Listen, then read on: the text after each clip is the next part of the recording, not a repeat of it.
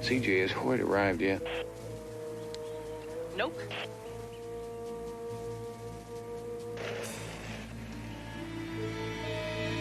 Mr. Macklin just arrived. That means he's about to make his pickup, CJ. Let's get on that car phone and see what happened to Hoyt.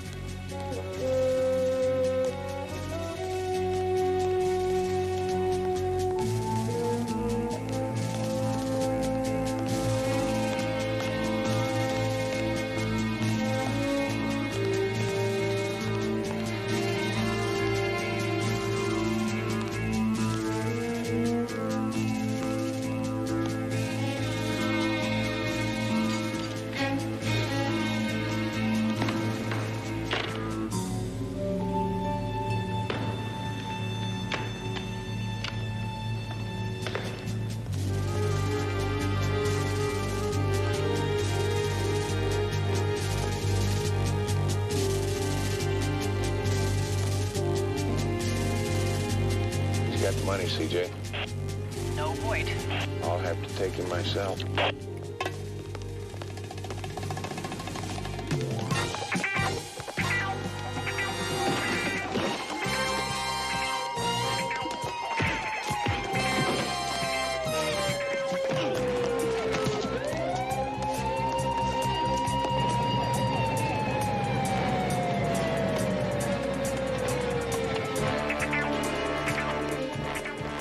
Macklin, now give it up, it's all over.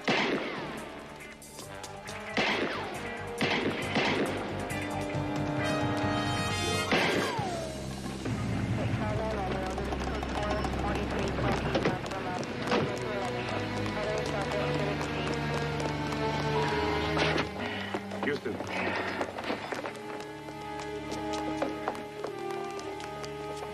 CJ, no, I'm not.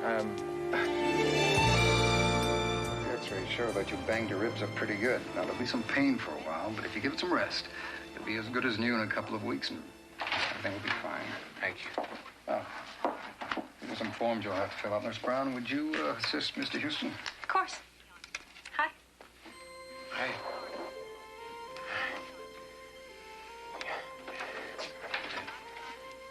Hit my ribs,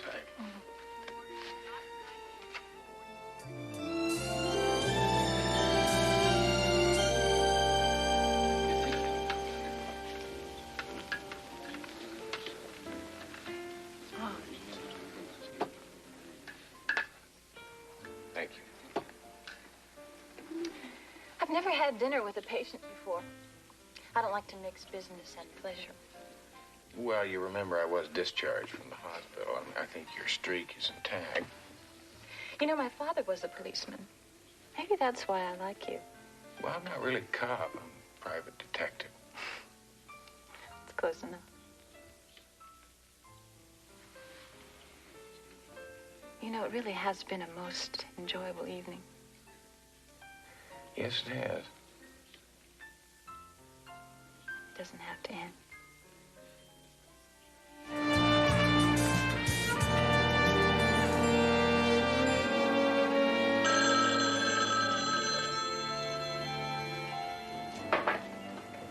Houston. Houston, Hoyt. Just got off duty. Stopped by your office hoping to catch you. Well, what's the matter? Trouble? Something we should talk about. Why don't you stop by the beach house? No. I've got to stop by the laundromat at 5th and Collins Street. Meet me there. Chow time. Well, I'll be there, all right? You know, this looks really good, Aaron, but, you know, I'm not going to have time to eat this. Something's come up, and I got to run. Oh, but I had a big day planned for us. I thought I would call in sick, and then maybe we could go sailing and have lunch on Catalina. I know, it is police business. I really do have to go. Come on, we better get dressed.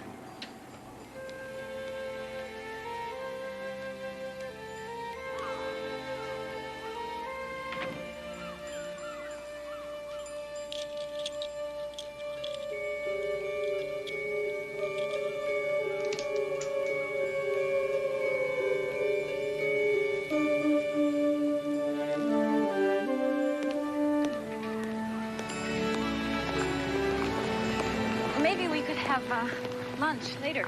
Well, I can't. I'm meeting with a client. Oh, what about dinner? I don't know, Aaron. I don't know what my time frame is. Sorry, I'm being a little clingy, aren't I? Well, just a little bit.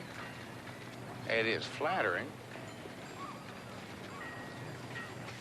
Morning, Mr. Houston. Hello, Josh. How you doing? Fine, sir. How are you?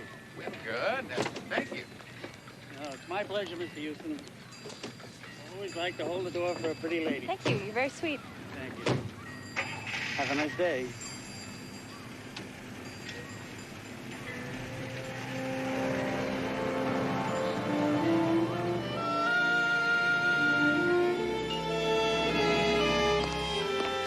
Good morning, Houston. Have you seen your messages yet? Bet you haven't. 2 are business and 4 are from, and I quote, Erin, the one who really loves you, unquote. She wants you to call her at the hospital. She really said this over the phone? Oh, yeah. I had to explain the 3rd message to Chris. That's true, but I'd explain the last one to CJ. Oh, I've got a delivery here for Matt Houston. It's from the one who really loves you. Thank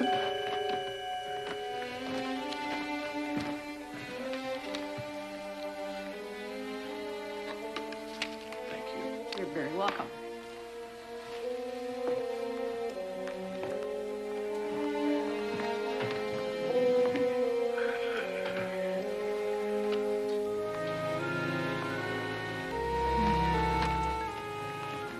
CJ, what did I do to deserve all this?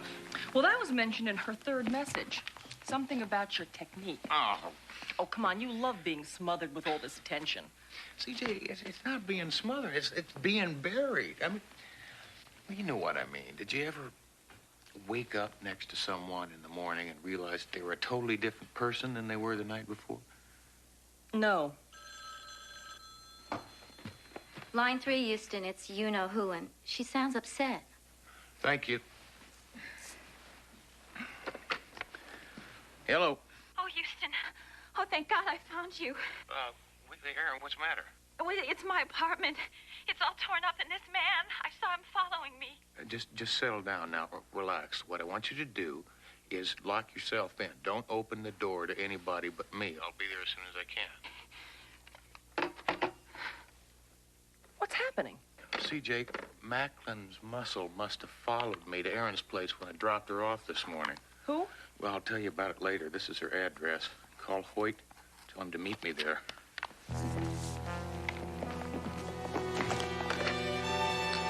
Yeah, get Lieutenant Hoyt, please.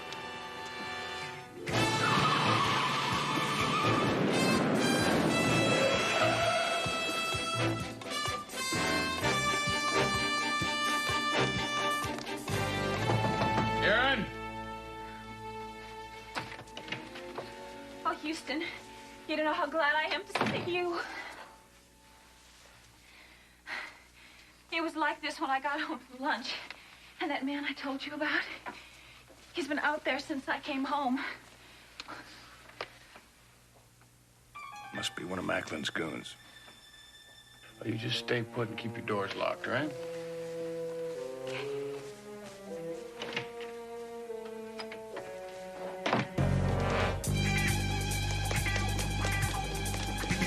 Hey! Hey!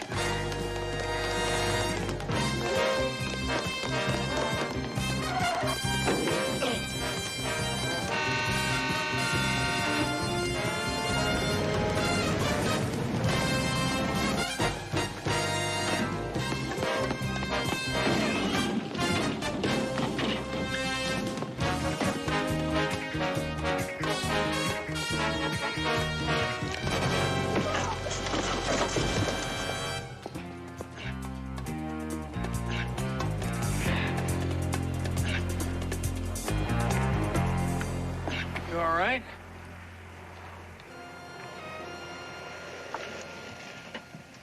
You just keep sending them, Macklin. I'll be ready. Drop it! Make another move and you're a dead man. Now drop it.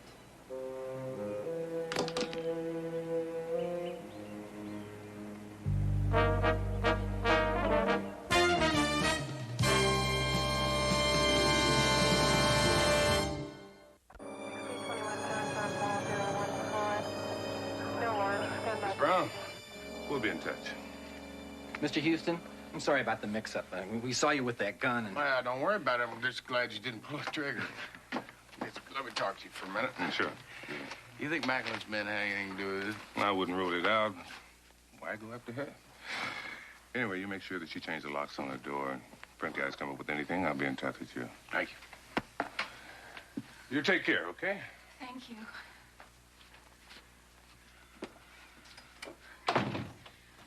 I can't believe this is happening. Don't worry, Aaron. They'll find out who did this. No, I want you to find out. I want to hire you. Well, this is police business, Aaron. No, I don't want the police. Their uniforms, they upset me. Well, I thought you said your daddy was a policeman.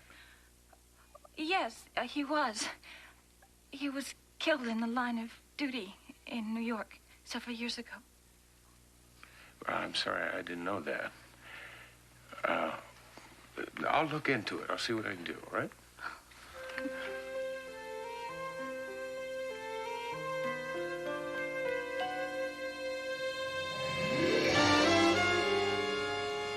One other thing, Houston. Macklin, the guy you shot at the Greek Theater, turned state's evidence. All right, thanks, Hoyt. Problems? Yeah. Hoyt just blew my Macklin revenge theory all to hell. He turned state's evidence. Meaning there were never any hitmen. Yeah, he must have been just waving them in my face to scare me. Another interesting point, though. Turns out that nothing was missing out of Aaron's apartment. Yeah? No signs of forced entry. Somebody had a key. Yeah. Yeah, Hoyt figures probably an old boyfriend. Looking for something?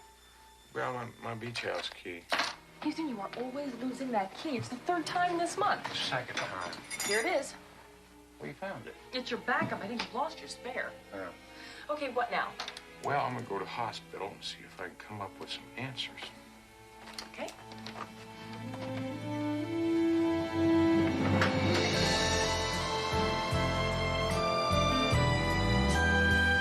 Well, I've always found Nurse Brown to be competent, not outstanding, but she does know hospital procedure.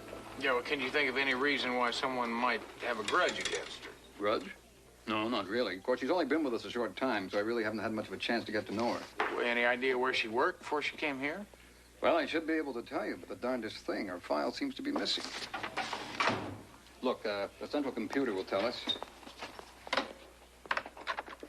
E-R-I-N-B-R-O-W...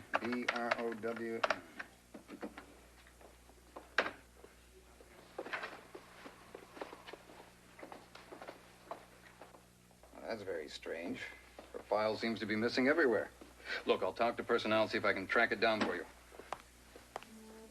Thank you. Dr. Smith, call your office. Dr. Smith, call your office.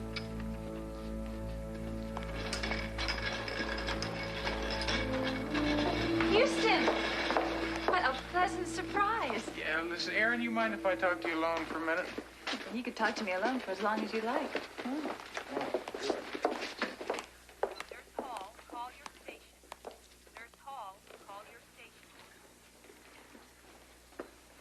Listen, Aaron, I'm having some difficulty locating your records. Records? What records? Where? That's what I mean. I can't find anything. I mean, your file has disappeared. What do you mean by checking up on me like I'm some sort of common criminal or something? I thought you were supposed to be helping me. I am helping you. I mean, I need to know these things so I can find out who's trying to bother you. That doesn't give you any right to dig into people's past and dish up lies and things that were better left off buried. Just wait a minute now. What do you mean, past and lies? Nothing. Nothing. I just... Oh, Houston, how do we ever get into this? I don't want to hire you. I just want to make love to you. Can we just forget this whole thing and go back to the way it was? Aaron, this is what I'm talking about. I need to know that. I'm sorry. Please, please, let's just forget this. Let's go back to my Wait here a apartment, minute, please. would you? Hey, come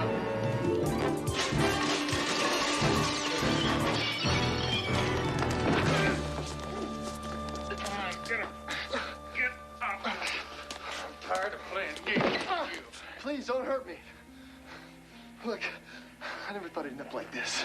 Sure, that's what they all say. No. Hey, you don't understand. Her brother, Gregory Brown. It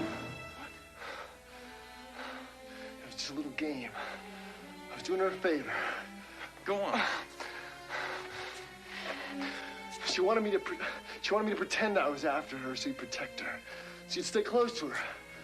She's crazy about you, man. We'll see about that. Come on. Dr. Bredfeld reports Dr. Marr in administration.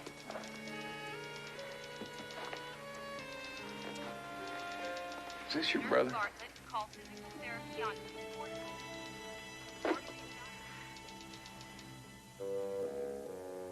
Oh, great. Go on, get up. Go on.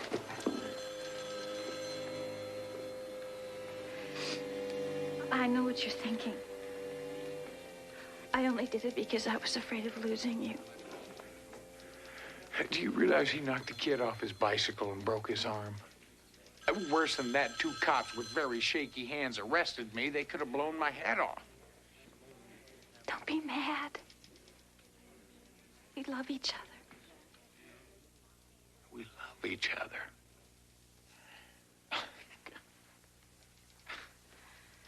Wait, Aaron, that's not what we have. Please, don't say that.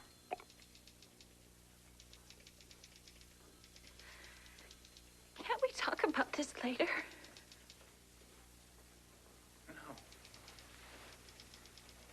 No, we can't talk about this later. See, I don't think it's a good idea. I don't want to see you. I don't want you to call me. I don't want to see you again. Do you understand that?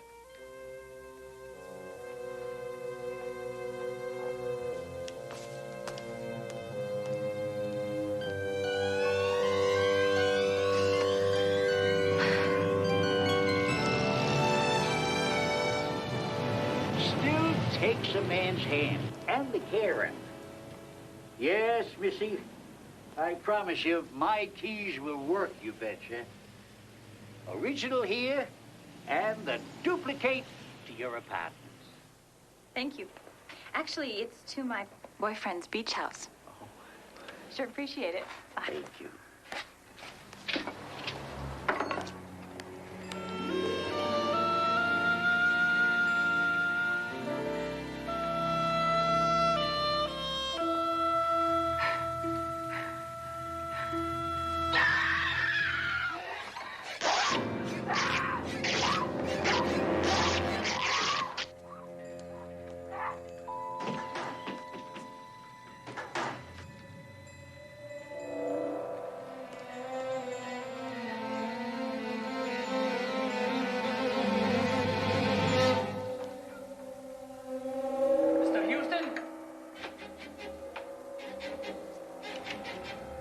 Mr. Houston?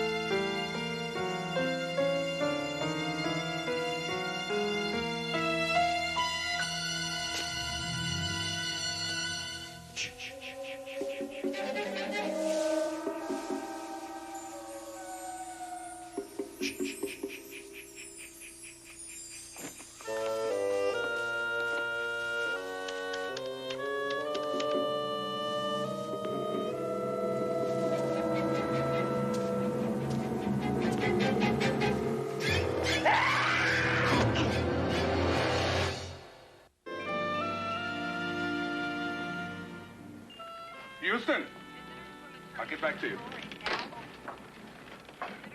How's the old guy doing? Well, it doesn't look good. Oh, act up like that. 20 years and I still can't get used to it. Have you got any leads? I thought you already knew. You made a statement before we went into surgery. I'm afraid we got to pick up your girlfriend. What do you mean, girlfriend? Erin Brown, your nurse friend. Oh, wait a a minute, Hoyt. Hoyt, that's not possible. Yeah, I mean, whoever did this to Josh, that's the work of a psycho. He made a positive ID. I'm sorry.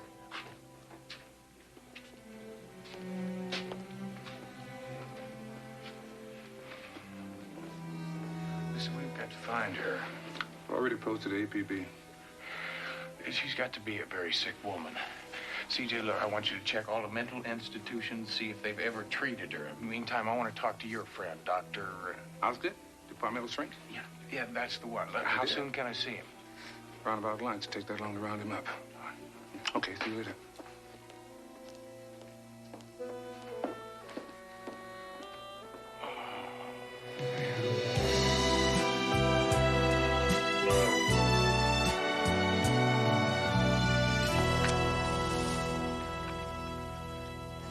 Well, from what you told me, Mr. Houston, your lady friend is suffering from an obsessional mania. Doc, you want to run that by me again, in English?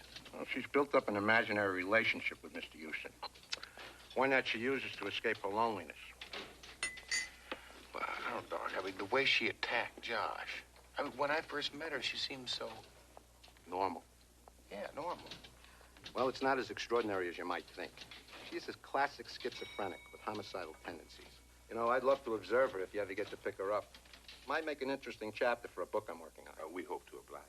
Anyway, thank you for lunch. Hey, Lieutenant. Houston, thank you. Well, listen, have you had any luck picking her up? Any leads at all? I don't think she's coming back. Most of her clothes are gone. Well, what about the brother? Nothing so far.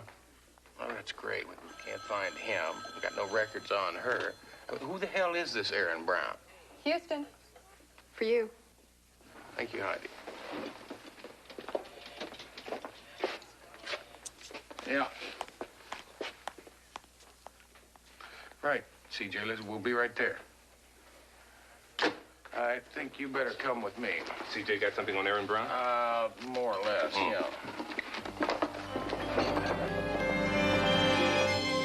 She isn't Aaron Brown, but this is. Or rather was. She's been dead for about a year. What? The real Aaron Brown was a nurse working at a mental institution in upstate New York. She was found murdered, repeatedly stabbed by an escaping patient. I would hate myself for asking this question, but do we have a picture of the escaped patient? Meredith Brown. That's her name. Same last name, but no relation. Very interesting girl, Houston. The doctor at the institution told me that when she was making her escape, she threw a 6-foot orderly through a plate glass window, and she gouged out the eyes of another one. Do we have any information on her brother? Yes, but he's not her brother. That makes sense. Why should he be any different? His real name is Greg Johnson. He's an orderly at the hospital where Aaron works. The brother-sister act is to justify their spending a lot of time together. The hospital administrator thinks they've been stealing drugs and having a high old time. Houston. Telephone. Thank you. Yeah. Houston? Oh, it's so good to hear your voice. Aaron? Aaron, where are you? Oh, Houston, I'm so sorry. I guess I got carried away. You know I could never hurt you. Yeah, of course, Aaron. I know that. Listen, if you just tell me where... And that guard, the poor man. I feel so bad. It was really just a little misunderstanding. I believe you, Aaron. Yeah, I do. Listen, why don't we just get together and we'll work the whole thing out. And you're not mad at me? I'm not mad at you, Aaron. How can I be mad at you, huh? Come on. Now, when can we meet? The zoo, the African Plaza. I'll be there. Houston, I love you.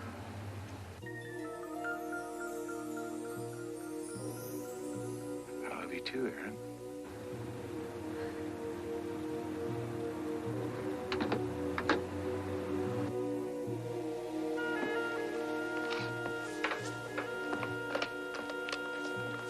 I'll round up my men.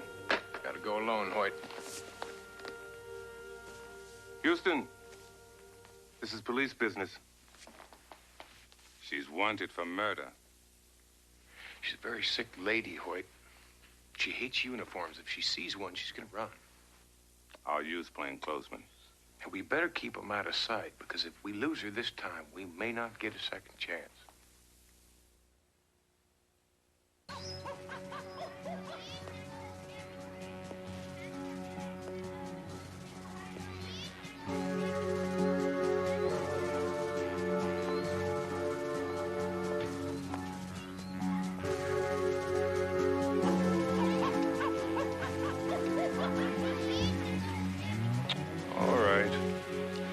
The ladies late, boys and girls. Don't any of you fall asleep out there. Keep your eyes open. Wait a minute. Wait a minute. She kept her date after all. She's just passing the orangutans. All right, everybody, just stay nice and calm, all right?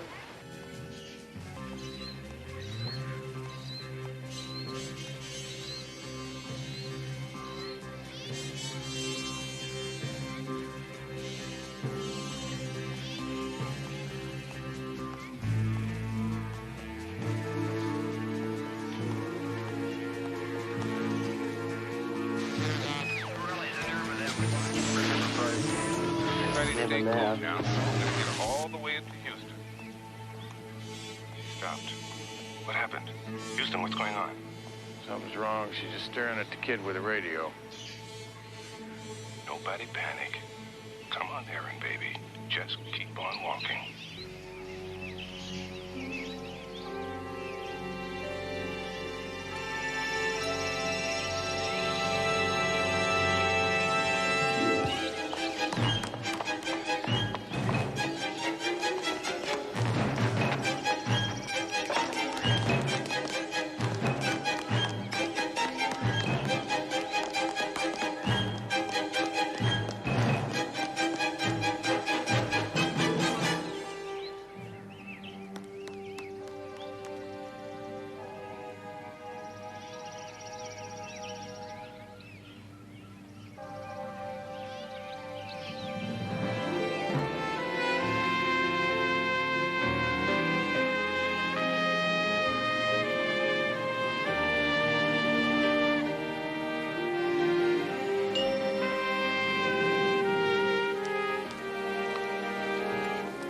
What happened?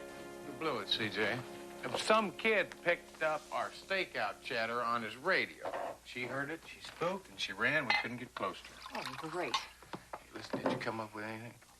Yes, I found Erin's institution records. She didn't lie to you about everything, Houston. Her father was a policeman, but he didn't die in the line of duty. He died in a prison. Why was he in prison? Molesting children. His own.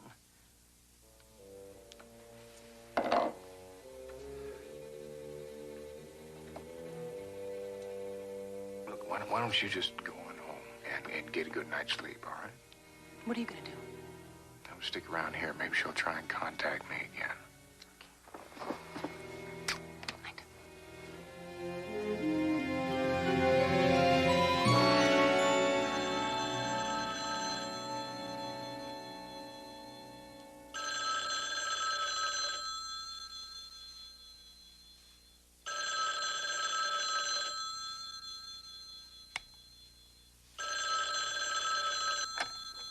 Hello. Hello, Miss Parsons. I talked to you on the phone the other day. I hope I didn't wake you. No, you didn't. Normally, I'm not the type to, call the, other woman, but, I thought in our case I'd make an exception. I'm not sure that I follow you. I'm talking about you and Houston. My Houston. I should have realized earlier why our relationship was in trouble. But then I would be the last to know, wouldn't I? Erin, listen to me. There is nothing between Houston and myself but... That's, what Nurse Brown said at the institution. She tried to come between my doctor and me. But I showed her. Just like I'll show you. Aaron, where are you? Maybe I'm outside your window. Watching you.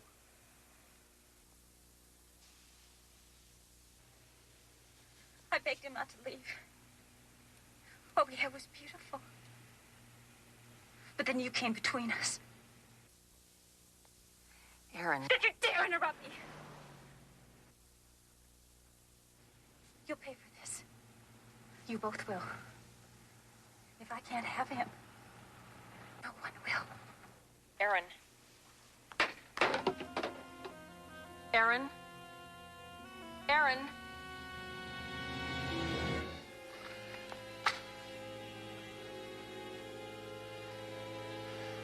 Get out of here.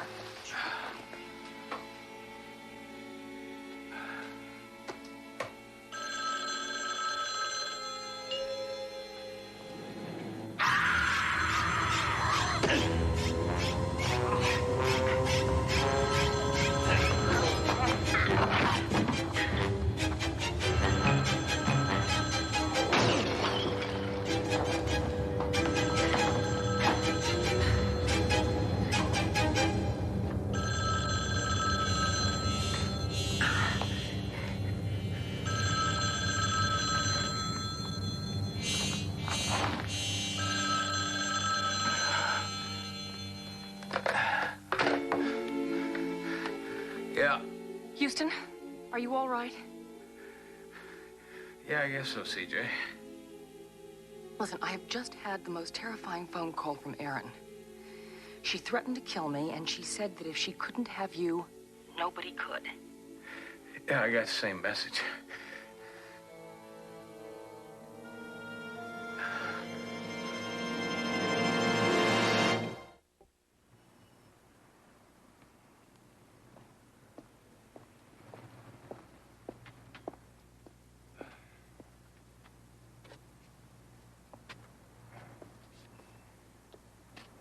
If you want information on Aaron, meet me at 3841 Highfield Street alone. Gregory Brown. You gonna tell Hoyt? Well, not just yet. I don't want to take a chance of cops scaring him off, too. Head back to the office, and I'll get back to you.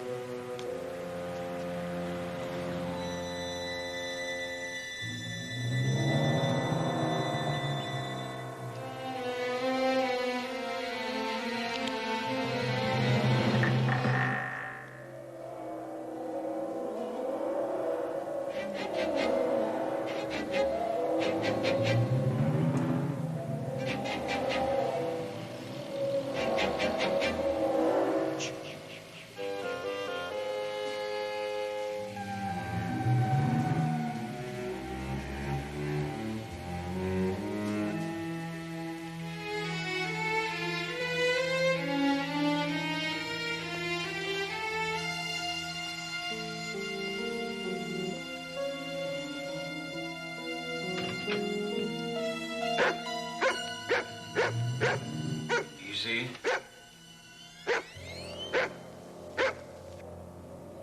Easy, boy. It's all right. It's all right. It's a good boy. Go on, go on. I love you.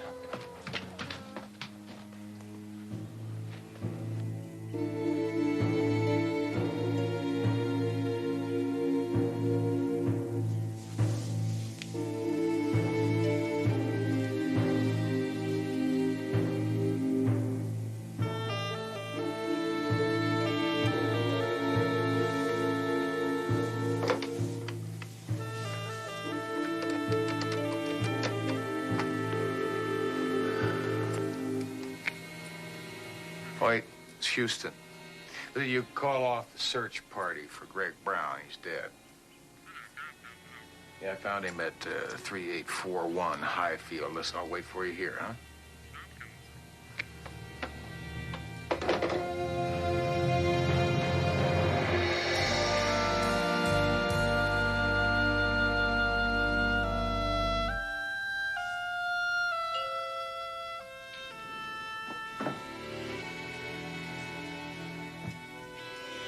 Houston!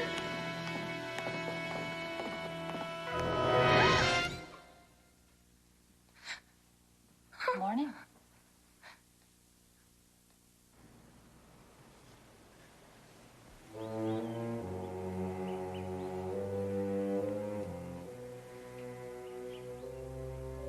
Darling, he wanted me to go back to the institution. But then I couldn't have you. Now can you see how much I love you? I'll never let anyone come between us. Not him, not her either. All my love, Aaron. Not her either.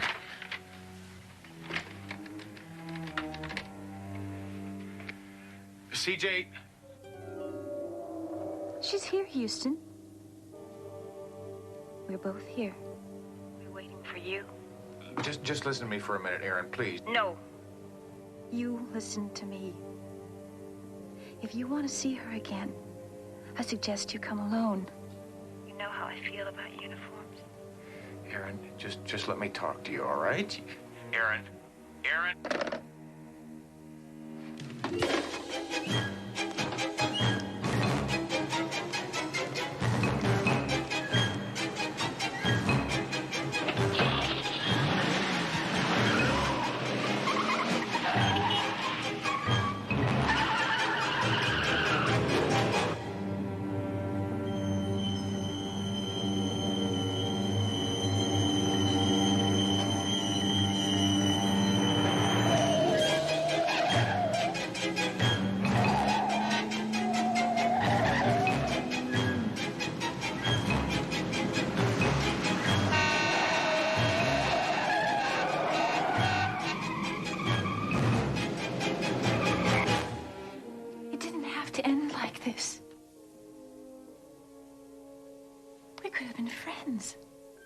If you just have recognized how deep our love was. I tried to talk to you, remember?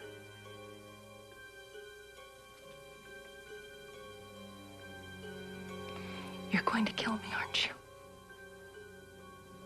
It's nothing personal. I want you to know that.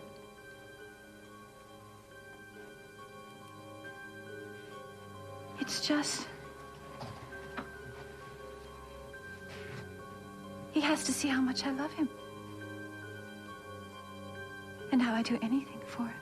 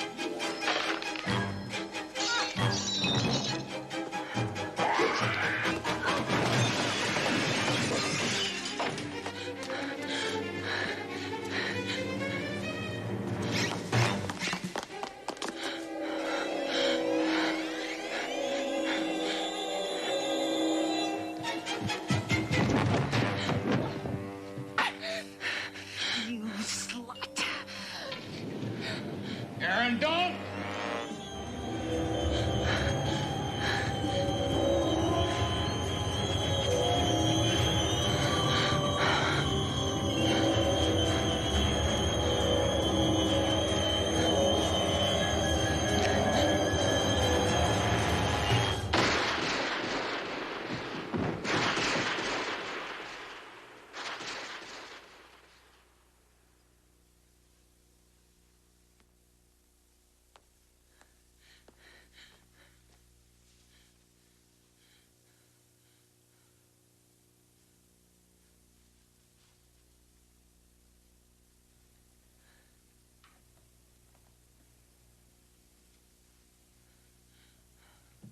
thought you said you loved me.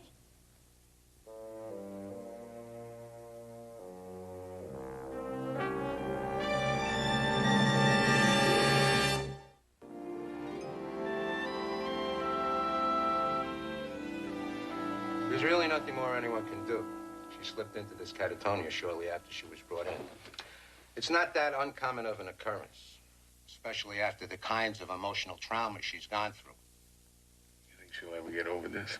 Not likely. I think she'll probably spend the rest of her life the way you see her now. Such a waste.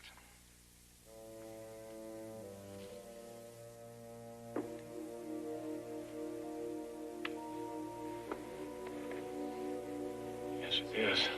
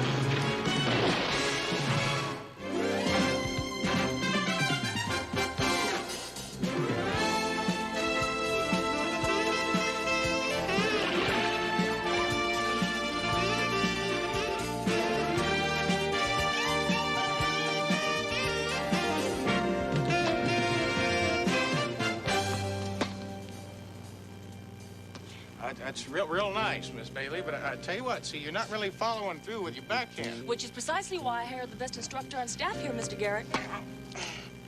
Houston, we've been here for 2 weeks. Now, I love my vastly improved overhead smash, but I sure hope we wrap this up soon. Well, CJ, you don't just set a trap and expect to catch a world-famous jewel thief overnight. Well, I hope my medical insurance covers tennis elbow. Me too.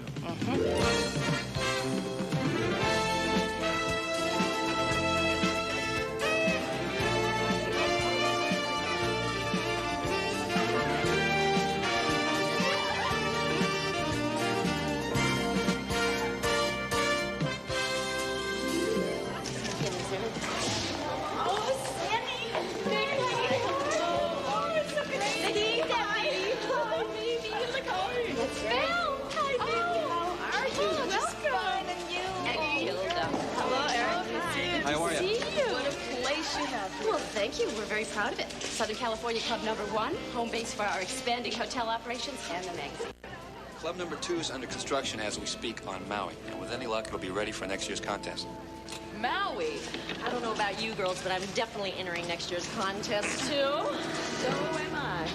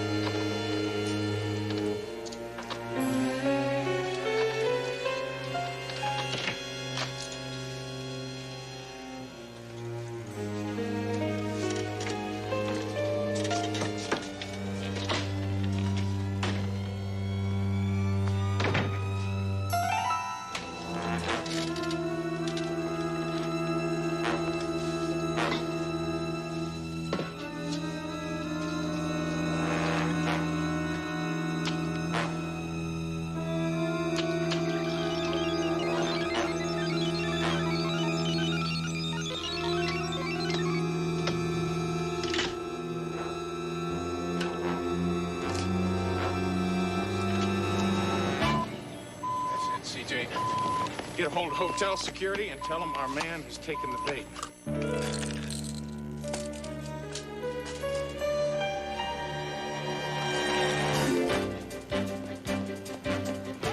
This is all so very exciting, and you beautiful women so perfectly typify what we here at Southern California Club are working so hard to do. Hold it, Amon. I said hold it, Amon. Sorry, stay down.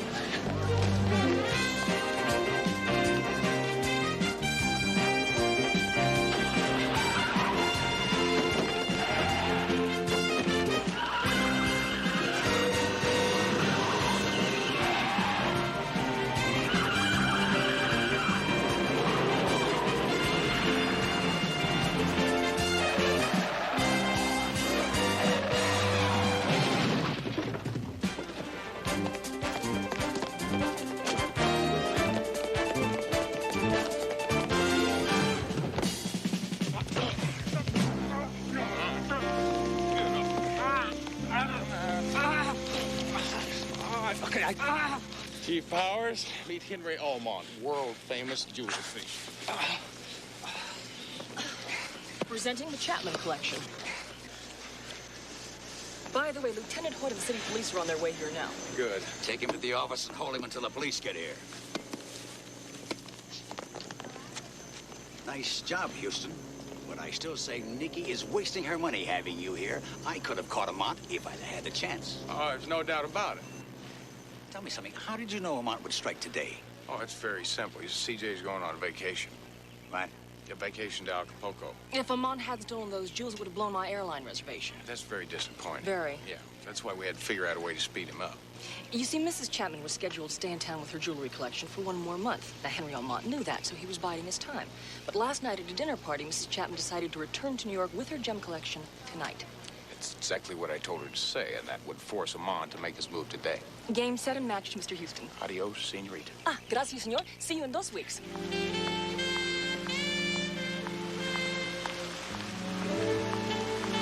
Excuse me, miss. Listen, I just wanted to apologize for that collision earlier today. I hope you're all right. Oh, I'm fine. A little shaky. People firing guns does that to me. Yeah. I'm Sandy. Sandy Marlowe. Sandy, it's a pleasure. Matt Houston. Well, you make a wild first impression, Mr. Houston. Well, it might have something to do with the fact that I'm really not a tennis pro at all. See, I happen to be a private detective. You wouldn't kid me, would you? I know. I mean, not at all. I really am a private. So are you sure you're all right? Maybe this is crazy, but... Mr. Houston, would you be available to have dinner with me tonight? I guarantee it would be strictly business. I mean, I'll pay the bill. There's strictly business, huh? Yeah, sort of. Sort of. Well, you know, I tell you, I just came off of a long case, and I got quite a bit. I should have known better than to ask. Well, now, hold on, Sandy. Listen, well, you didn't quite let me finish back there. You see, I might not be ready to jump into a business meeting, but I would very much love to buy you dinner. And if during the course of that dinner the conversation changes to what's bothering you. Thanks. 8 o'clock? I'd be fine.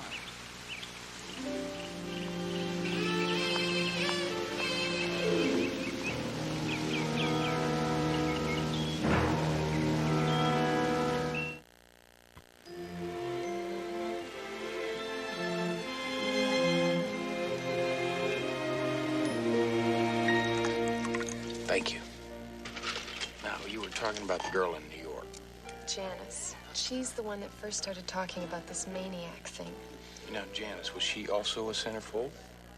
Was. That's just it. Janice was Miss January, but she dropped out of the contest. Go on. Well, we just finished a 10-city promo tour plugging the contest when this maniac thing supposedly happened in New York, in the hotel we were staying at. Sandy, you've used words like supposedly and claim. Now, does that mean you really didn't believe Janice? Yes and no. Janice has a far-out imagination, and sometimes she'd take things like acid and PCP. I don't know. I don't know if somebody really attacked her or not. Well, you believe her enough to be scared, don't you? Well, wouldn't you be? I mean, I'm not the only one. I've talked to some of the other girls, and they're willing to come in with me. You know, to come up with enough money to hire you. To find the so-called maniac, and if there is one, catch him. Yeah, I guess.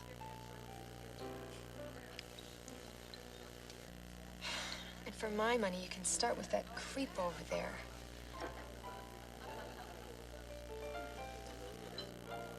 He's turned up in almost every city on this tour. Does this creep have a name?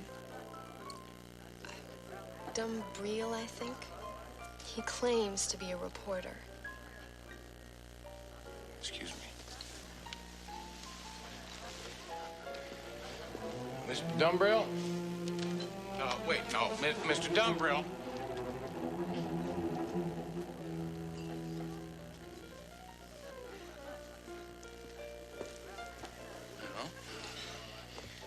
You see what I mean? It's weird. It seems like no matter what city we're in, I can look up and I'll see his face in the crowd. Sandy, has there been anybody else like him that's followed the tour from city to city? Not that I know of. Not that isn't connected with the contest. What will you do first, if you'll take the case? Well, first I have to determine if there really is a case. And the only one who can help me do that is the girl who saw the supposed maniac. Janice. Right. Now, I will get in touch with the contest officials. Maybe they can help me get a line on her. You know, I feel better already.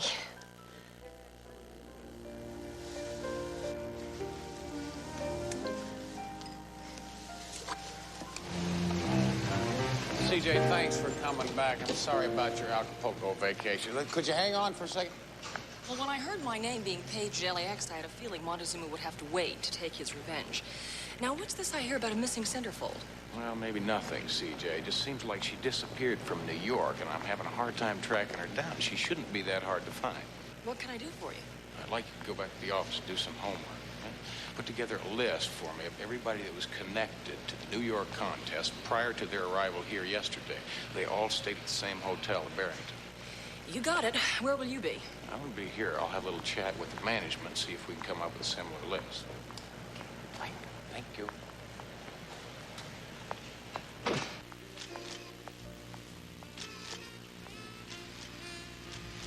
Thank you. To my husband, may his new Broadway show rise to the heights and remain there forever. Dina, you have to start with the booze so early. It's much less harmful than that stuff you put up your nose. Besides, who's paying all the bills? Did Variety print your story? Oh, yeah. Yeah, they printed it. They buried it on page 19. Orson, it has been quite a while since your big hit play. Perhaps they thought it was just another of your publicity stunts. Why? Because I cast a centerfold in the lead? Question is, can your star of tomorrow even win this centerfold contest? She has to. Well, I mean, Guild is a natural. She has something very special. She could be another Hepburn, Bergman. She's got it all.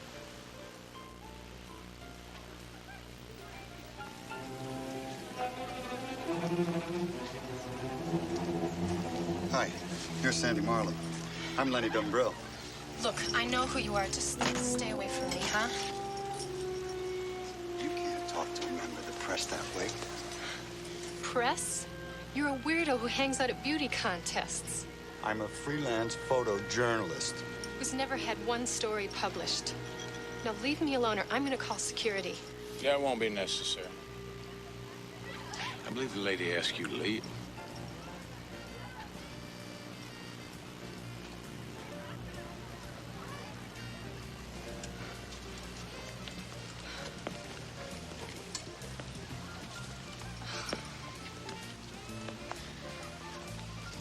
Thank you. Man certainly knows how to make an exit, doesn't he? Now listen, I've got quite a few friends on the police force, and they're all trying to find out exactly who he is, so don't worry about it. Did you find Janice? Not yet. Now, she left New York 2 days ago, but so far she hasn't showed up at home. But just don't worry about it. We're going to find her. I really feel safe when you're around. Okay, now, honey, that's it. Excuse me, Sandy. Baby, you're up. I gotta go. Oh, let's see. You have time for a drink, lady? Meet me in the bar in an hour.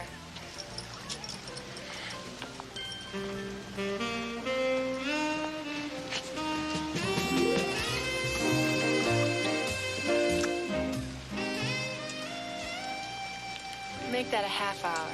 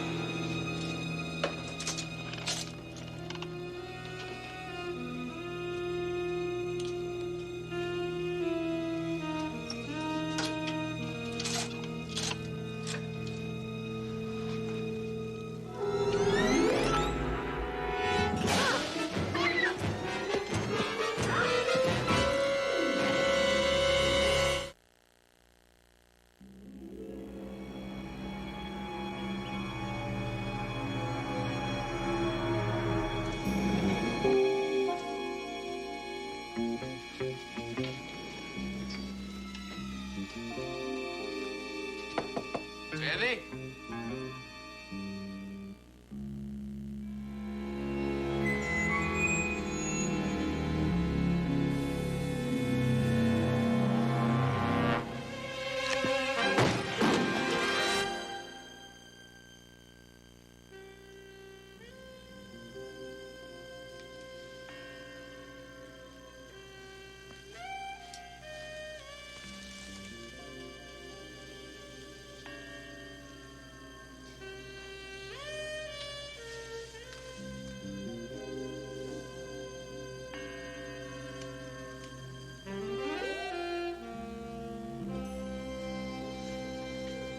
All I can say is this wasn't my fault. If that girl thought she was in trouble, she should have told me. I could have protected her. Who are you? Powers, Chief of Security. Lieutenant White. I want a list of every guest in this hotel, also every employee. Well, I don't know. That could take a lot of time. I'm a busy man. I mean, that could take a couple of hours. No, it won't take a couple of hours. I don't have a couple of hours. That dead girl doesn't have a couple of hours. I want that list fast. 20 minutes tops. You know what I mean?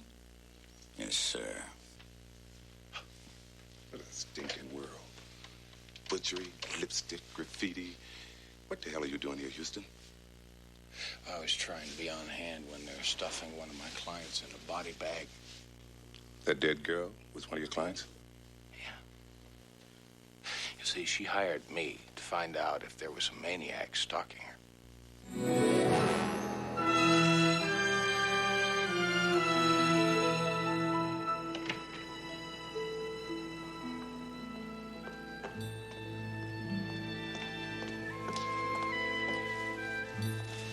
Houston, are you all right? Yeah, I'm just thinking, CJ. Trying to sort things out a little bit.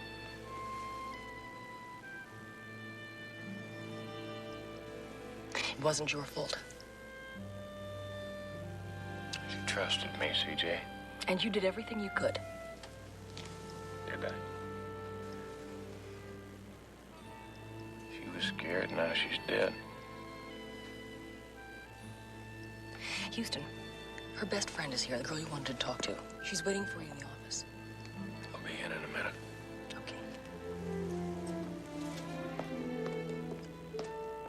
Sandy never admitted it, but she hated this Cinephobe stuff. Well, then why did she stay in it, especially after Janice told her about a maniac and dropping out? That's easy. Fame, money. The winner of this contest makes $100,000. That's what I call a lot of motive. Yeah. Now, so we've got several possibilities here. One being that the girl who dropped out of the contest was right, that there really is a full-blown loony out there. Or somebody's taking advantage of the maniac rumors and killing these girls for the prize money. Yeah. Listen, one of the reasons why I asked you here, we want to ask you a couple of questions. Now, is it safe to say that Sandy was a favorite to win the contest? Well, everybody sort of thought that the contest was between two girls, Sandy and Gilda Rivera. Certainly see why she's a top contender. She's a beautiful girl. And she's very talented. She's co-starred in a couple of films, and she's just been signed to star in a Broadway play. Mr. Houston, Eric Jason's on the phone for you. Thank you, Chris. Houston. Nikki wants to see you at the conference room in the hotel. She says it's very important. It has something to do with the murder. I'm on my way. Listen, well, I have to run off right now, but is it possible that maybe you could stick around here? CJ needs to ask you some questions. We want to try and get a line on everybody connected with the contest. Sure. Thank you.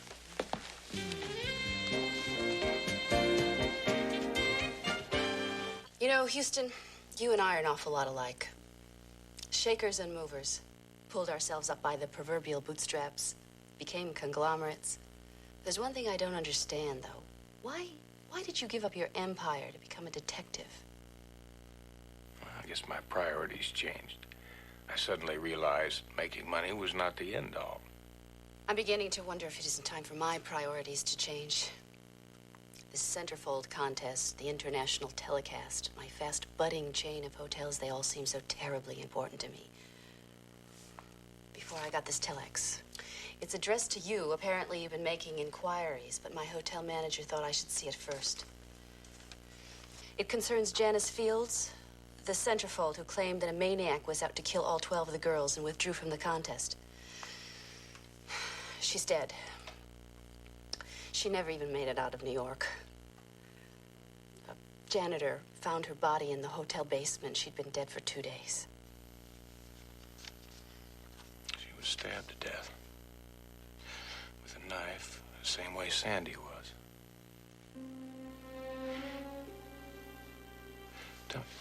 Janice was Miss January. Sandy was Miss February. That means the killer is working chronologically. Now, who is Miss March? Oh, Miss March, Gilda Rivera. What room is she in? Oh, I don't know. I can't think. Well, you've got to think. We don't have time. It's 602. 602.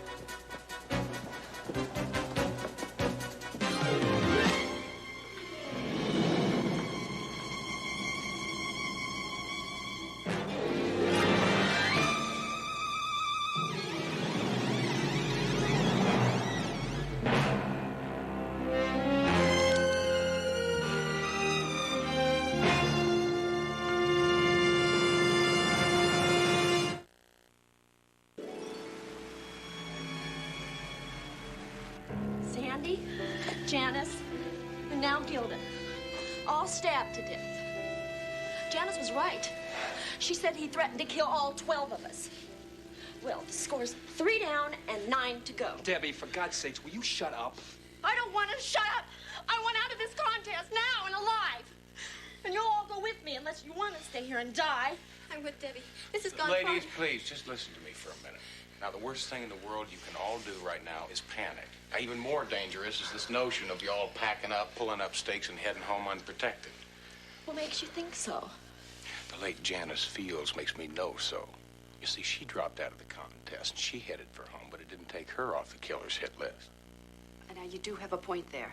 Yes, but with all due respect to Houston, you may be wrong. Val, don't you understand? It doesn't make any difference where you and all the other girls are.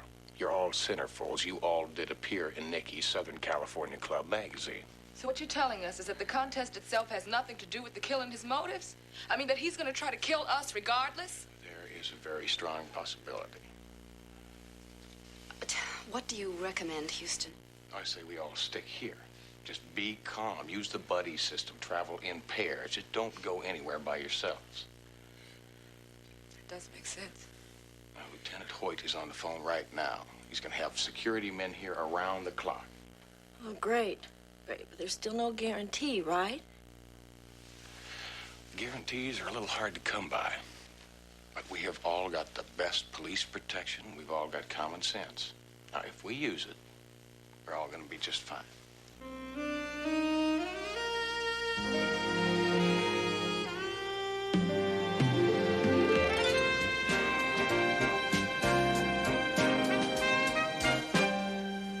Ready when you are, CJ.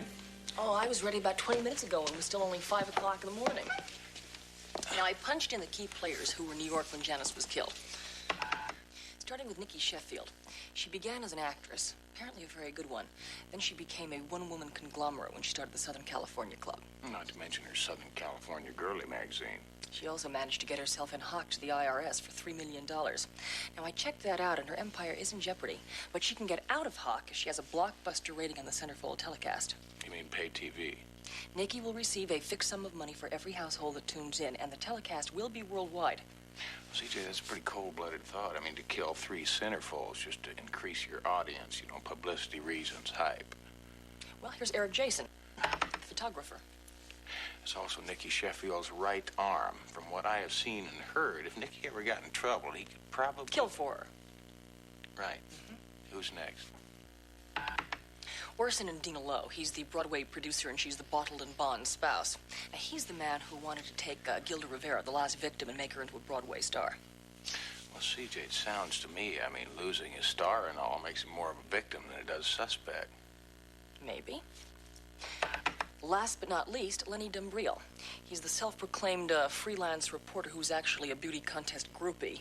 Sounds like an expensive hobby. How's he do it? Once a month, his parents send him a 4-figure check to stay out of their lives. Greater love hath no parent, huh? He's very, very bright, high IQ, and a social misfit. A good word for him would probably be weirdo. What else does our friend do besides be a professional girl watcher? Well, now, don't get mad, Houston, but I saved the best for last. This is the dessert. Came in about a half hour ago. Dumbriel, besides being a weightlifter and indulging in a smattering of satanic worship, is also a Charlie Manson groupie. CJ, you know this for a fact? Watch this. Look like someone you know? Well, it could be Dumbriel. How can you be so skeptical? Look at this.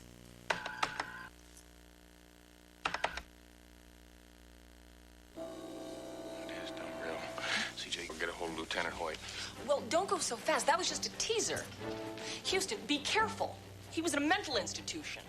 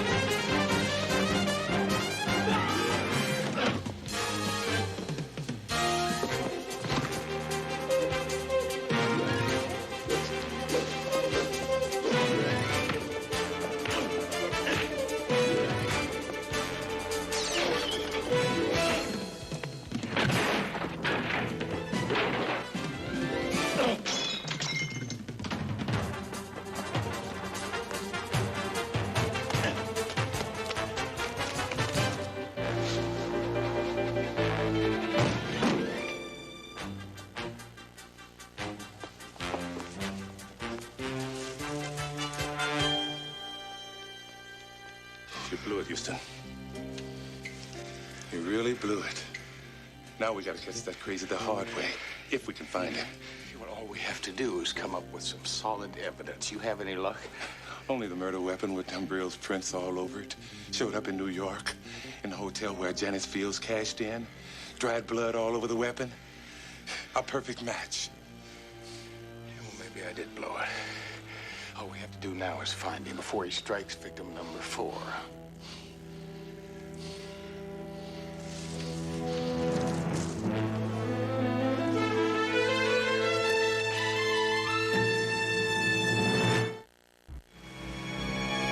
All right. Sealed off the resort perimeter. That means our suspect is all boxed in. Harrison, I want you to take your men and begin a sweep of the grounds. Move it out. No civilians, Houston. Get on back to your hotel room. No, wait, I'm going with you. There's not a thing you can do to stop me. You see, I'm good, I am trained, and I am partly responsible for that murderer still being out there. More important, I do not want to live the rest of my life with murder number 4 on my conscience. Now, you just sent all your men off. You go out now, you go out alone, no backup. The way I figure it, you need me. Well, I see we made it in time. In time for what? Manhunt. Lieutenant, me and my men are at your disposal. Powers, I want you and your men to go back where you came from and stay the hell out of this. But these are the cream of the crop. It's more like a lynch mob to me. Well, from what I've seen, you guys need all the help you can get. Go home, Powers. This is strictly varsity action. I totally disagree. You know, you might have sold me that bill of goods earlier, Lieutenant, before 3 of my girls were brutally murdered. Nikki, I strongly recommend that everybody does exactly what Lieutenant Hoyt tells them to. This guy's got to be caught, Houston. All right, now hear this. I don't have time to stand here and debate. But if anybody, repeat, anybody in this group in any way interferes with any officer in his course of duty, you're gonna find yourself behind bars.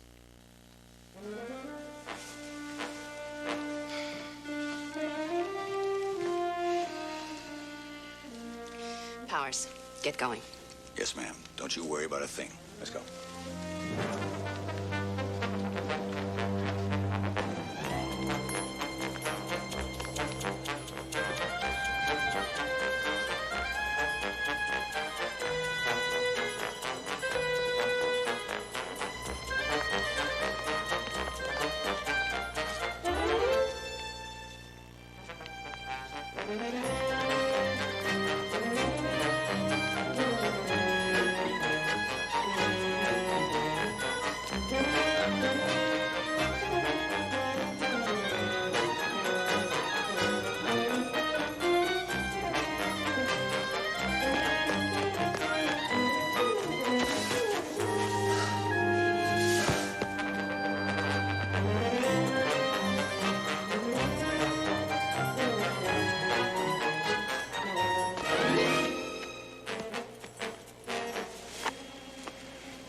can back me up, Houston.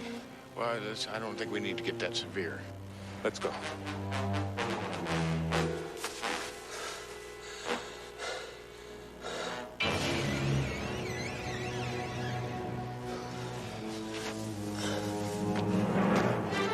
Don't move, Jabril! Police! Do what he says, Lenny! Fire! Cease fire, you idiots!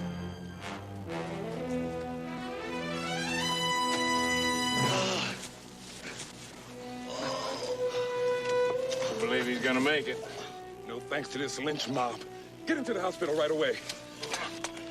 Disarm every one of them, read them their rights, and book them on attempted murder. Hold it, Lieutenant. Drumbill fired first. We only returned his fire. Damn it, Powers, he didn't even have a gun. Somebody fired that shot. Who cares? We got the killer. Do we? I want to talk to you. See you later, Houston.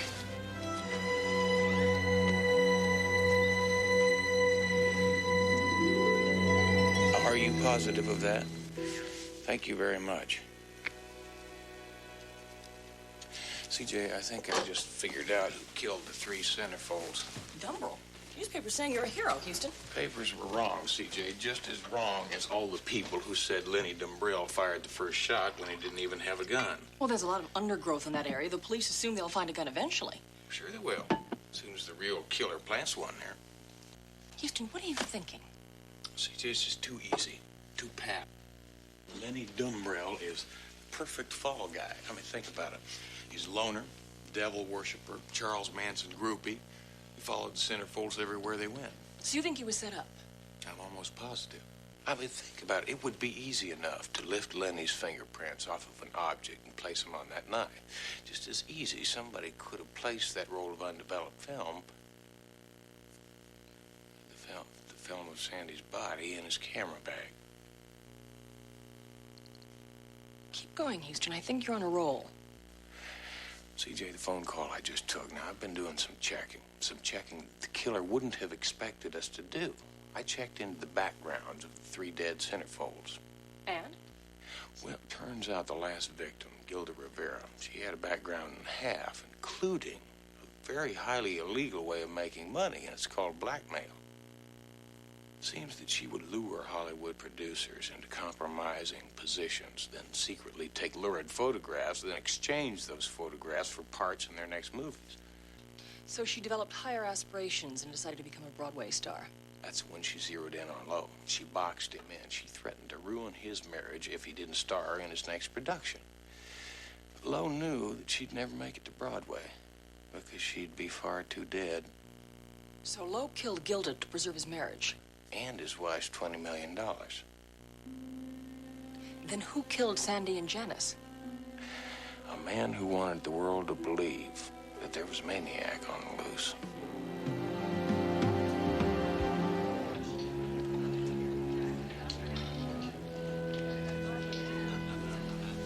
Phone for you, Mr. Lowe.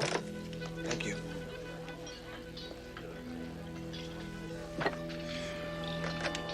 Yes, Orson Lowe. Yes, I'm a friend of Gilda's. Who is this?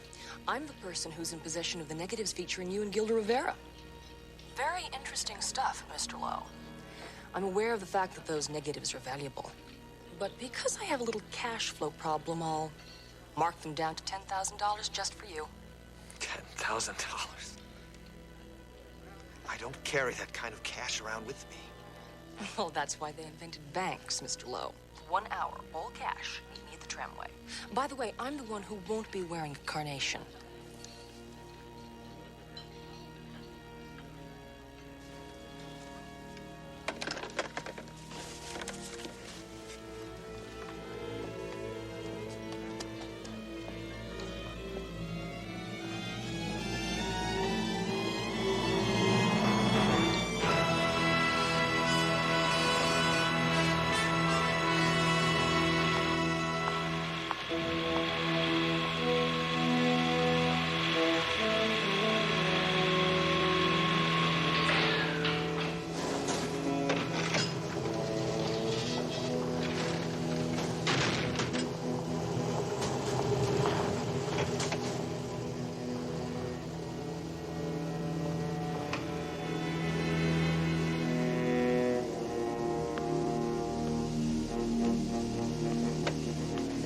Thanks for being punctual. Just exactly who are you? And how did you get those negatives? First, the money. The negatives. Right there, Lo.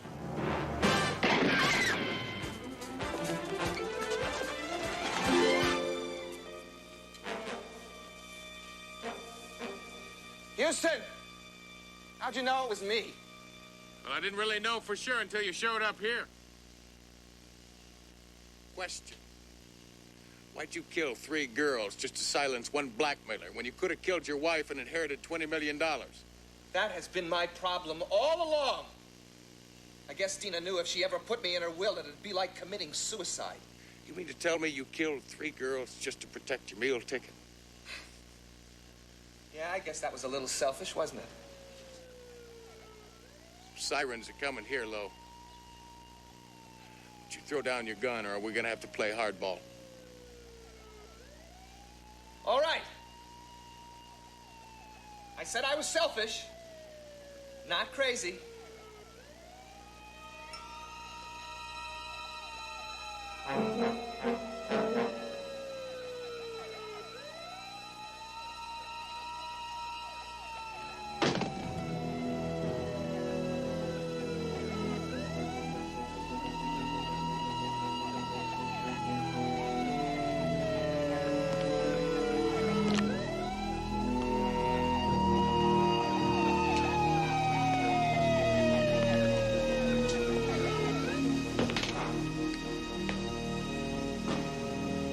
You know, Mr. Houston, what I didn't say was I could never survive in prison.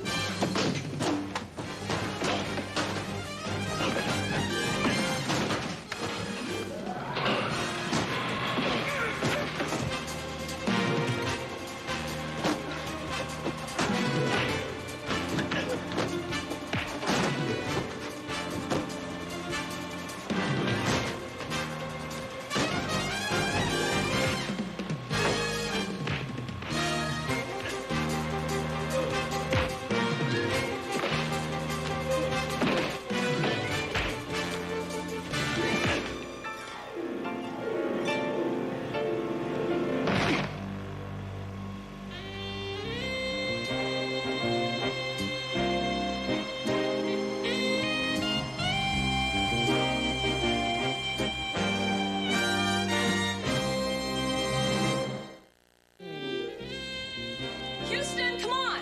My plane leaves in 20 minutes. Be there in a minute, CJ. Acapulco, sun, margaritas, bachelors, good stuff. Nobody deserves a 2-week vacation more than you do, CJ, so let's hit the smoggy blue for LAX. Okay. Don't do it, Houston. No, no.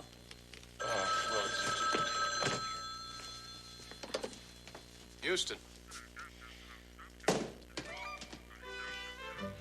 Yeah.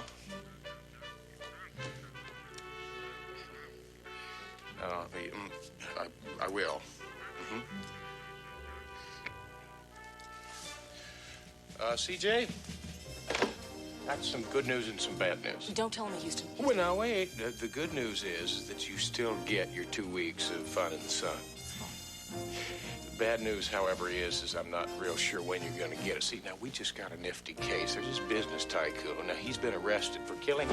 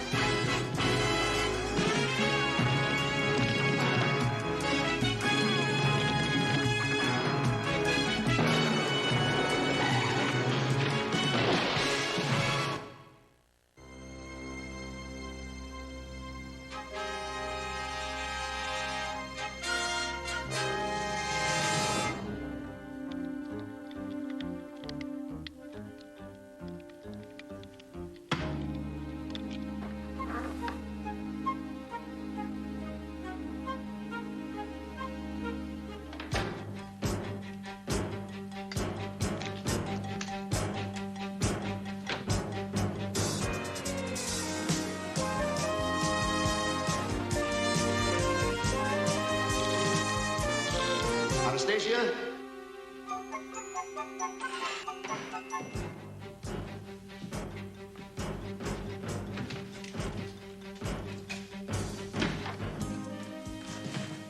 What are you doing in here? Oh, I'm sorry, darling. I just wanted a little peace and quiet and the door's open. It was? It's not supposed to be. We're ready to leave. You are going to the cocktail party, aren't you? Of course. We'll go out over the ocean and drop a little shark bait en route. Wonderful.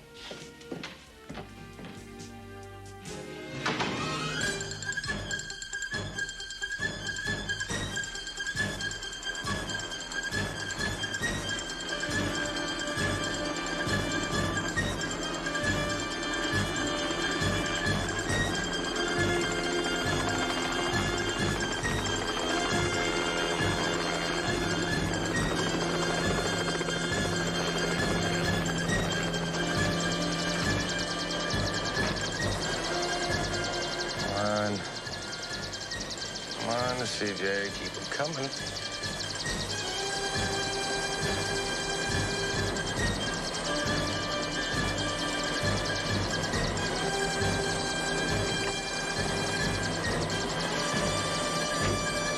Hey, you're not surprised.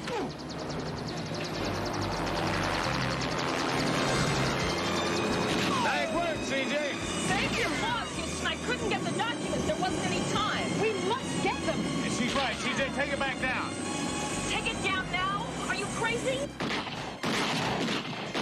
CJ, cut the engine. Make it look like we've been hit. Got him! Come on.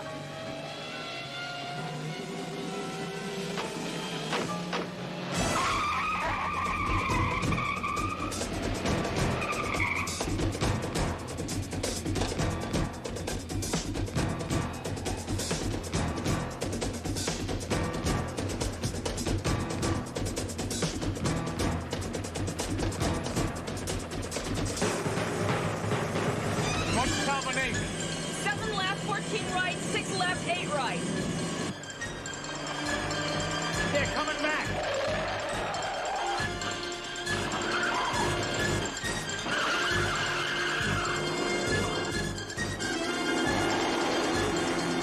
All right, hang around, CJ, would you?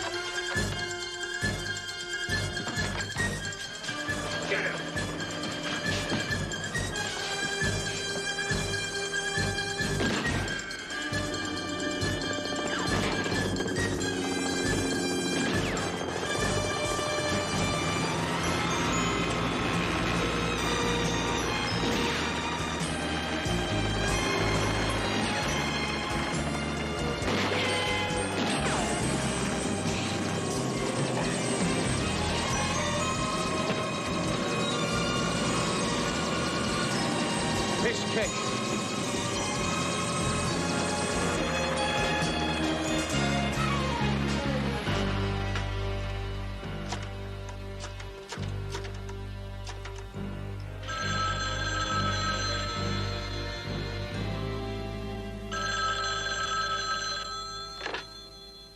Inspector McFadden here. This is Murdoch. Yes, sir, Mr. Murdoch. Unless I'm mistaken, some undercover agents from your department just paid me a visit. What are you talking about? Undercover agents. Specifically, a maid has been working for me for 2 months. Another woman who claims to work for a large garment manufacturer in New York and I've been dating for 3 weeks. And a man who commandeered my helicopter. Now, the bottom line is they broke into my safe and made off with the latest list of illegal aliens we just brought in. What are you going to do? Me? Nothing. For starters, I always keep my books in code. It'll take them months to break it. And when they do, well, I've been a lawyer long enough to know those books were taken illegally. They'll never be admissible in court. There's only one chance they've got. That's to find somebody to testify against us. Now, that's where you come in. The last batch of illegals we brought in. Well, you send them back. Fast. Consider it done, sir.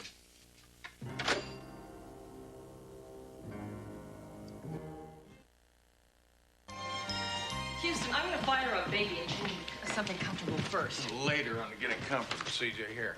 We've got to break Murdoch's code before he can have his man back to Mexico. I figure we've got about 2 hours to find those illegals. All we have to do is find the one rotten apple in the barrel. Yeah, the barrel being the Immigration and Naturalization Services. We at INS have had no luck finding this rotten apple. That's why we hired you. But you're sure Murdoch is running illegal aliens between here and Chicago? Definitely. We just can't prove it. Nor can we determine which INS official's on Murdoch's payroll. I think we've already run out of time. CJ, did you come up with anything on the records? No rotten apple names, Houston, but Baby has decoded a list of Mexican names with companies next to them. The illegals and where they were brought to work in order to pay off their passage from Mexico to Los Angeles. Well, now, those are the people we need to get testimonies from about being smuggled in. The same people that Murdoch is going to try and ship out before we can get to them. So I think I've got something here. It could be the last location. It's a place named Brady's. I know it. It's in the garment district. Let's go.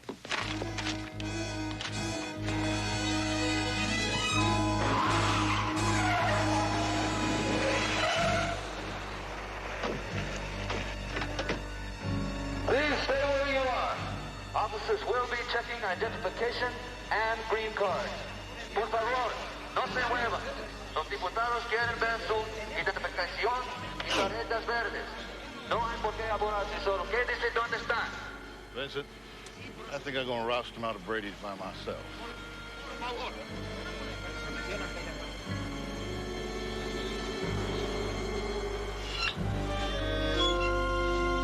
Buenos dias, ladies. Time to pay the piper. Everybody outside for a little green card inspection. Pronto! Oh, no! Not again! It's your lucky day, Brady. Some of these fortunate ladies are going to win an all-expense-paid trip back to Mexico. Come on, how do you expect me to turn a profit? You keep coming in here cleaning me out. Think of it as incentive. If you'd hire some people from the good old U.S. of A., we'd probably leave you alone. You kidding? I'd have to pay union wages that'd bankrupt me in a week. Hey, Sirrah. Whoa, wait a minute. What do we got here? What's your name, little senorita? Look, Corey, I got 2 weeks' worth of back orders on the machines. Just give me a couple of lousy days, huh? No can do, Brady. But what are you doing, Corey? I think this little senorita's got a concealed weapon. I'm going to have to search her.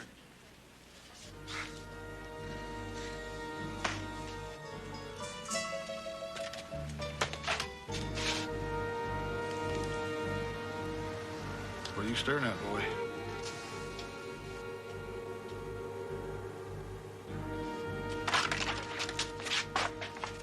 Who are you going to tell, boy? Your mama? Huh? Inspector McFadden!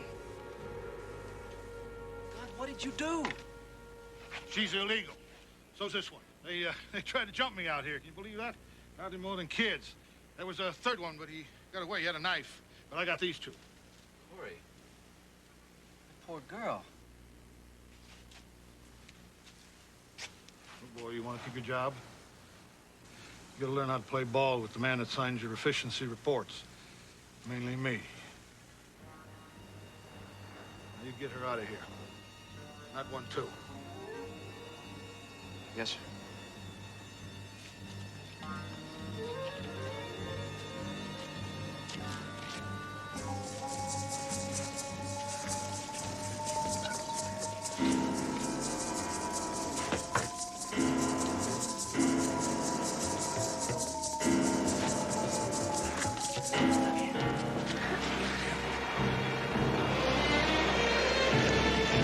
It's too late.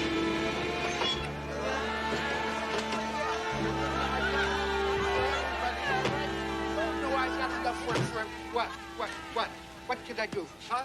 INS. Oh, wow. Siéntese, por favor. Siéntese. Oh, boy. Bad enough you guys come and clean me out in the middle of my busiest week. Now you gotta go and take him away before I could even hire him and get any work Well, out of him. just take it easy. Mr. Brady, I just need to ask you some questions. Now, where did you get the employees that were deported today? Not on your life. Now, I got a rush order due on Friday. I ain't had any lunch, and I got a lot more ladies to interview, okay? So if you'll excuse me. Next! Who's next? There's nothing more we can do now. Murdoch slipped the noose again. Houston, you know Mrs. Estrada. Oh, por favor, Senor Houston, please help me. My son, my Tony, he's disappeared. Well, just take it easy, Maria. Cálmese. You know this lady? Yes. Maria has a fast food truck across the street from the office. They've known each other a long time. Please, you must help me. We'll help you, whatever it takes, all right? Mr. Houston, you're busy. I'll take a taxi. Thank you. Please, follow me this way. I found this ball, his soccer ball. Oh, I am so afraid. Well, just calm down and tell us what happened. My son, my Tony, once a week he goes to the hospital to pick up his medicine. It's not very far from here. He always comes this way, but today... Just tell us, how long has he been gone? Oh, over 5 hours. I called the police, but they say they can do nothing for 2 days. 5 hours is a long time. Well, not for a 15-year-old boy, Houston. He could be out playing ball. CJ, you don't understand. Tony's a special boy. He's retarded and a diabetic. The trip to the hospital is the only time that I allow him to go out by himself. It only takes him 20 minutes, even when he takes his ball to play with. Where did you find his ball? Do you remember? See, just follow me. I'll show you. Who's next? Wait, one in the turn. All right, you come with me. Come this way. This is where I found it. He would never willingly go anywhere without the ball. Maria, do you have a snapshot of your son? See, yes, of course. Here. He's a nice-looking boy. Thank you. Houston, it might not be a bad idea to show this around the neighborhood, what with the confusion about the immigration roundup and all. You don't think that... It's possible, CJ. Tony disappeared around noon. And that was the same time that they picked up a whole truckload of Mexican nationals.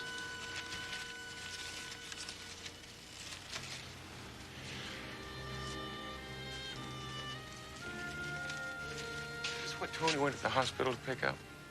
See. Oh, my God. What is it? Tony's insulin, CJ. Oh, I prayed he would still have it. He needs a shot every day. Without his shots... Yes, I know. He'll go into insulin shock. I mean, we've got about 48 hours to find him. I'm gonna die. Let's don't worry. We're gonna find him, Mom.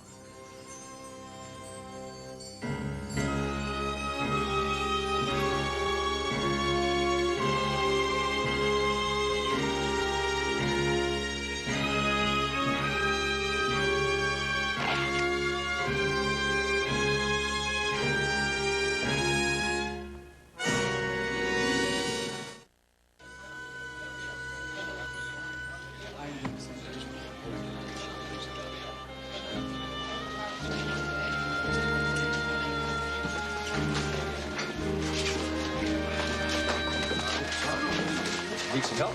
Please, I'm looking for Inspector Corey McFadden. Well, I'm his deputy, Vincent Garcia. Matt Houston. Nice to meet you, Mr. Houston. What can I do for you? Well, I tell you, I need some information about a sweep that took place earlier today. It was in the Garment District, a place called Brady's. I understand McFadden was in charge. Mm-hmm. So? Well, there's a boy. He disappeared about the same time, same area. I thought maybe one of the officers might have seen him. Well, sir, we do make several sweeps in the course of a day. Look, this is the boy. His name's Tony Estrada. Now, he had a soccer ball. He was wearing brown pants and a jersey with the stripes on the sleeve. Well, like I say, we make several sweeps a day. Faces all sort of blur together. Yeah, well, look, maybe I could talk to one of the other officers. Well, you have to talk to Inspector McFadden about that. He's the boss, sir. I saw him talking down the hall with Commissioner Gershwin. Do I make myself clear, McFadden? I mean, the party is over. Sir, that bottle in my desk, I just forgot about that one. I mean, after our last... Don't you con me, McFadden! I can smell the booze on you from here. You're a boozer. You're a bellyacher. And you're a bully. And you're no way a righteous officer. Now, I don't know how you made your way through the system. But if you step over that line one more time, just once more, you're out of here quicker than an MX missile. And you can kiss your pension goodbye.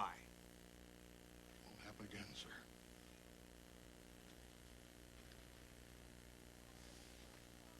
I hear just one more rumor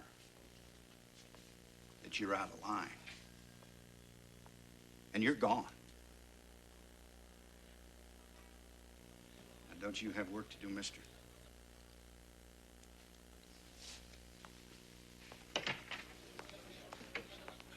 Corey McFadden? Who wants to know? My name's Matt Houston. I'm a private investigator. I'd like to talk to you for a minute. Shoot. Okay, look, I'm looking for a lost boy. I understand you made a sweep earlier today in the garment district. Oh, yeah, I guess we did.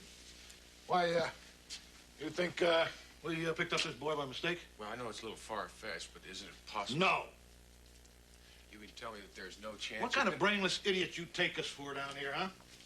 We're damn careful, boy, considering what we're facing. Listen, Tony Estrada is a very special case. The boy is retarded and a diabetic. Now, it's very possible that without his insulin, he could be scared, confused, act very similar to the aliens that you pick up. Don't try to tell me my business. I am not trying to tell you your business. I'm trying to find a handicapped boy. No, I never seen him. You're sure? You deaf? Listen, if you remember anything that might help me, I would appreciate it. This is where I can be reached. It's been a real pleasure.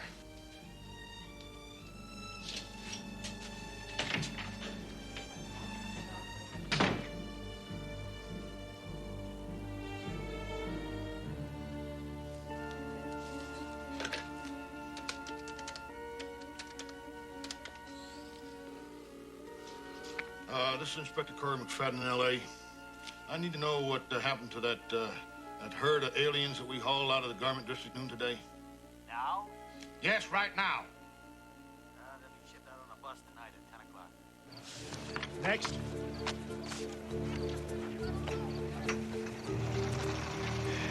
You've got a choice. You can stay here and prove you're not an illegal alien, or get on that bus and go home to Mexico. If you decide to stay and you can't afford an attorney,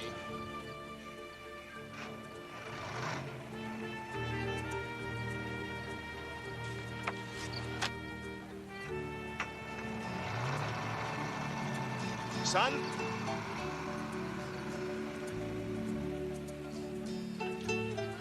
you speak English? Soccer. Soccer. Sure.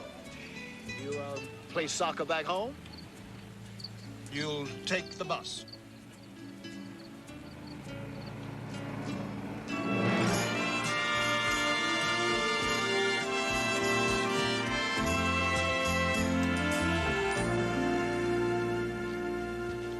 CJ, I have checked every local, state, and federal halfway house, hospital, adoption agency. Nothing. I even checked the morgue. Well, that brings us back to the INS sweep yesterday.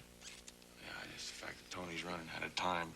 Houston, you wanted me to get information on Corey McFadden. Now, what I found out is for 12 out of 15 years, he was a top-notch cop. What happened the last 3 years? Last 3 years, he went downhill. Absenteeism, maltreating the aliens, that sort of thing. That's interesting. Well, a good man, after 12 years, had hit the skids. Well, if you read between the lines, it's booze. Maybe it's about time for me to have another chat with Inspector McFadden. You think he'll give you any information? Well, if he won't, I'll find somebody who will.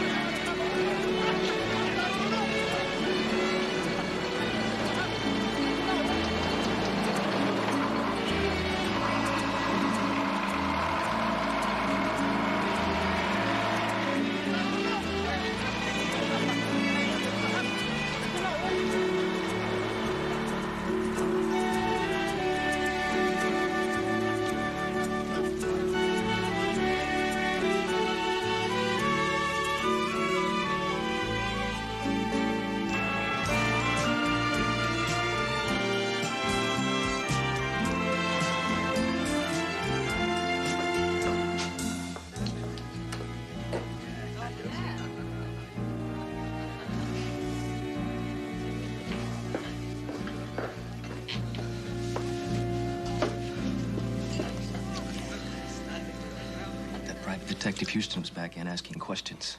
So? We got nothing to hide, boy.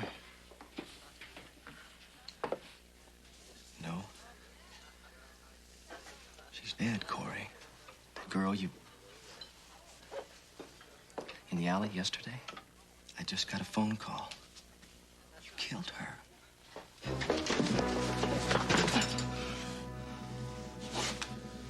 All right. So she's dead. I told you it was self-defense. One of them pulled a knife. It wasn't self-defense, it was rape. Besides, that young kid saw everything. That kid is history. He's down in Mexico by now. Alone. Nobody knows him. And nobody, not even Houston's gonna be able to find him down here. It's like trying to find a needle in a haystack. The boy's sick, Corey. He doesn't know what's happening to him. He's a kid. It's not right. It's not right. I'll tell you what's not right. It's not right for them to come up here and take American jobs away from Americans. And not right to crowd our schools and to sponge off our welfare. And mess with our women. They're human beings, Corey. If you live like them, you try and make it across that border, too. Oh, yeah, that's right. I forgot. You're one of them, ain't you? Deputy Garcia. That's right, Corey. And proud of it. My family was here long before the McFaddens ever left a potato patch in Ireland. Excuse me. Don't do anything stupid, boy. You hear me, Garcia?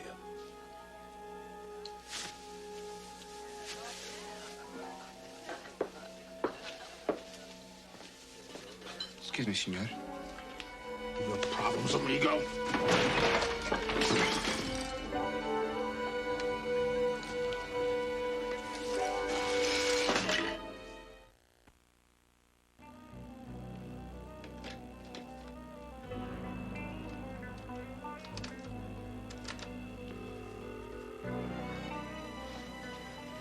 Matt Houston, please.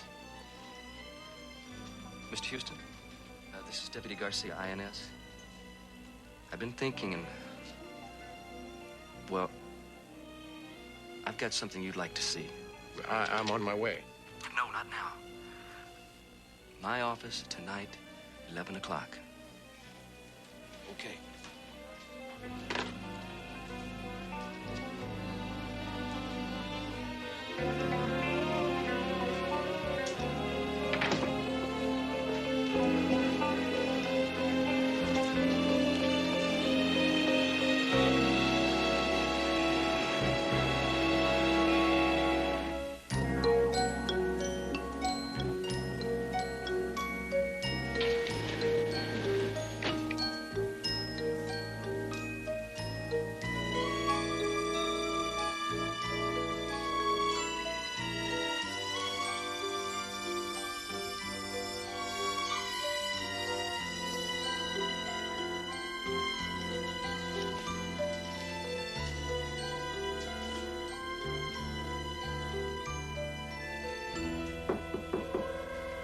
Come in. You want to see you come?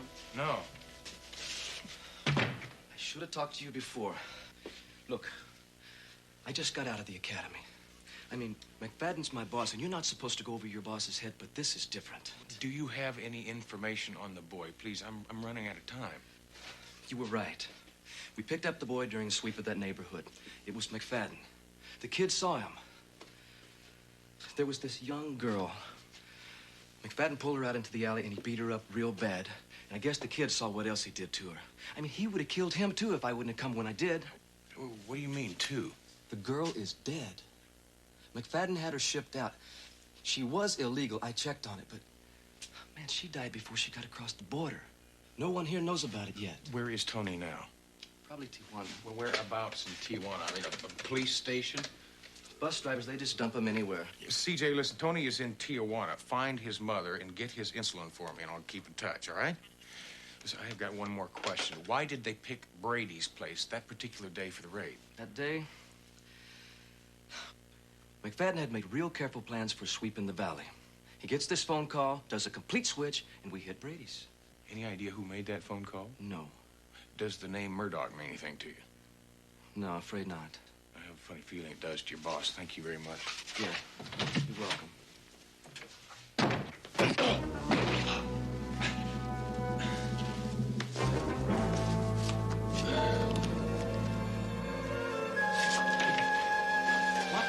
Easy, easy. He's just taking himself a little siesta. I had to tell him, Corey. Yeah, I know you did, Vincent. The boy's sick. He's gonna die unless... Unless somebody finds him. I know he is, Vincent. And that is why nobody is gonna find him.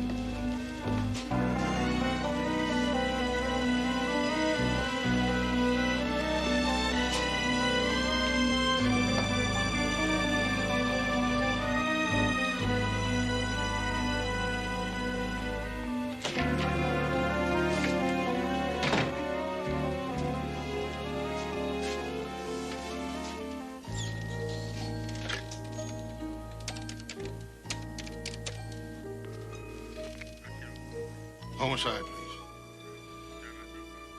Homicide? This here is Inspector Corey McFadden over at INS.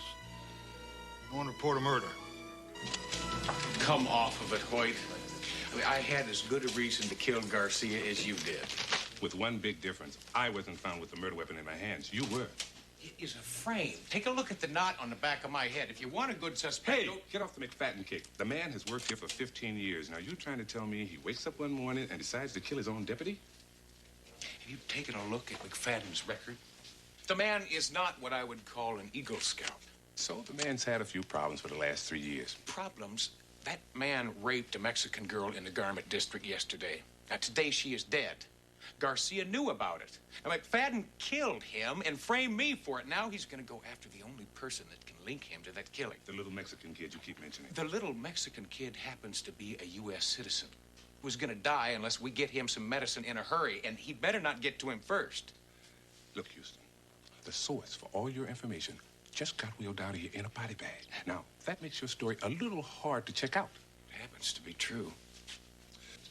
Look at it from my point of view. I have a very dead body on my hands. A federal officer, no less. Now, I don't know what the hell's going on here, but it looks like that officer was killed with your gun. That's super. I mean, it's just great. You're going to arrest me for the murder. Nobody goes looking for the boy, and he just dies. I have procedures I have to follow. Fellas, I have to take you in. Hey, I am a big boy. I can walk myself, all right?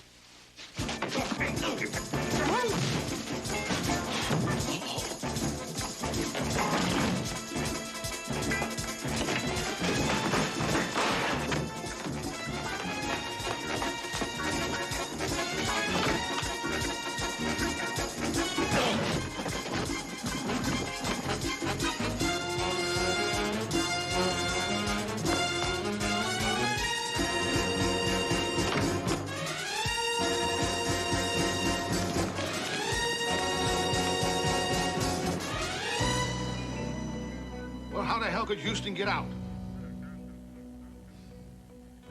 Yeah, all right. Well, thanks for telling me.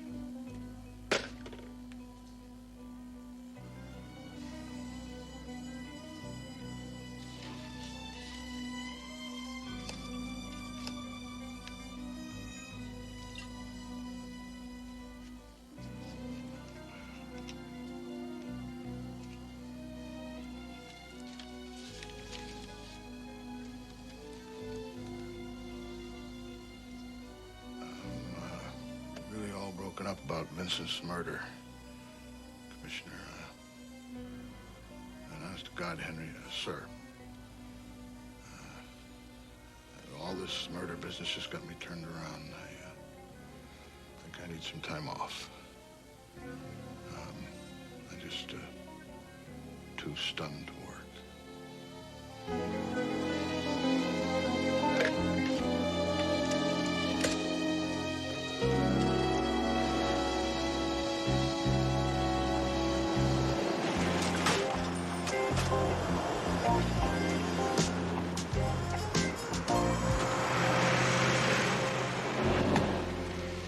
Read it and weep. Now, that's just great, CJ. I mean, Tony's got about 2 hours to live, and there's no way I'm going to get it past the Border Patrol now. Houston, with publicity like that, you won't get past San Diego. Well, CJ, you've got to stop practicing the power of negative thinking. Head for the airport. Which one, San Diego or LAX? Neither. Willie Conklin's. Crazy Willie Conklin? You've got to be kidding. No, CJ, I am desperate. Okay. She's turning, Lieutenant. Stay on the tail lines. Sooner or later, Miss C.J. Parsons will take us directly to Matt Houston.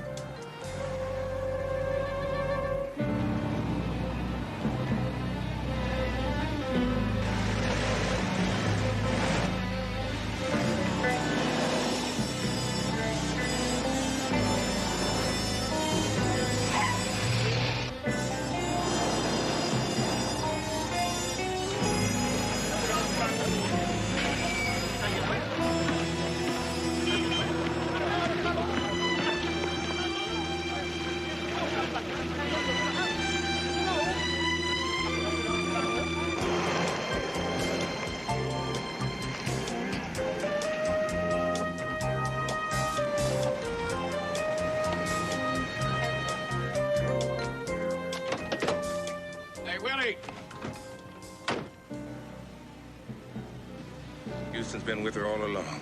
I'm a little worried about letting you try it, Houston. I mean, I just put it together. I'm not even sure it's going to work. Yeah, well, I haven't got much choice. I've about run out of options, Willie. Hit it, Owens.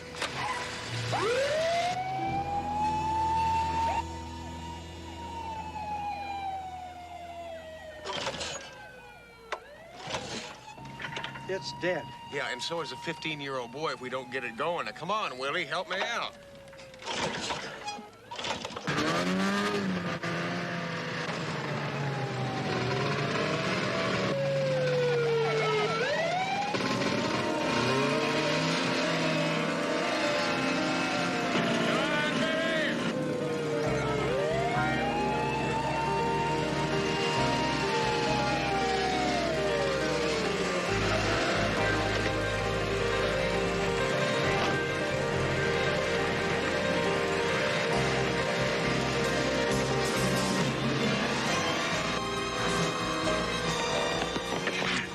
Unnecessary, Owens.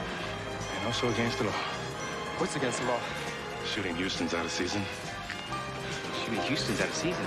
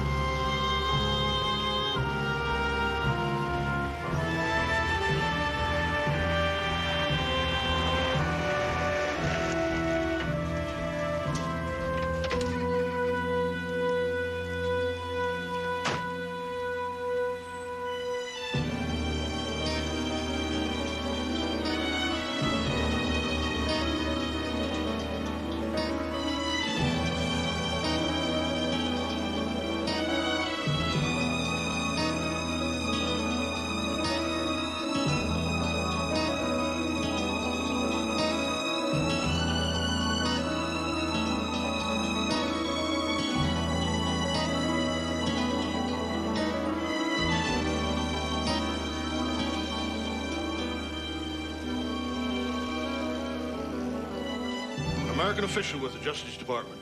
I got the authority to ask you to help me capture this criminal, Houston, before he causes trouble in your country like he did in ours. Lo siento, señor, pero no hablo inglés. Look, I don't understand the lingo, amigo. If you ain't literate enough to speak English... Por favor, espérate. Well, maybe you ought to get somebody here who can speak it. Oye, Lopez, phone the Border Patrol station at San Isidro and see if there's any truth in that loudmouth story, huh?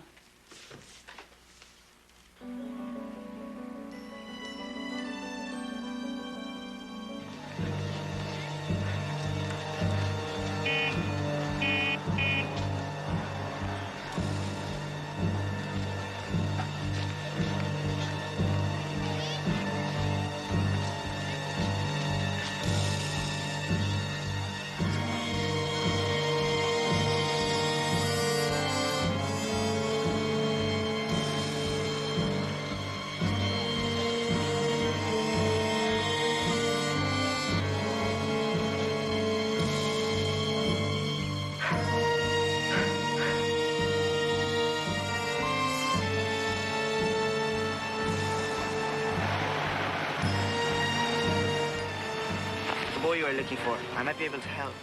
Listen, any help you could give me would be greatly appreciated.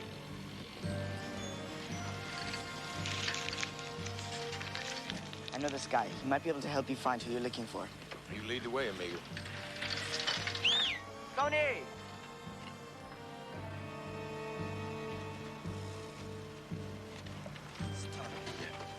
Thank you.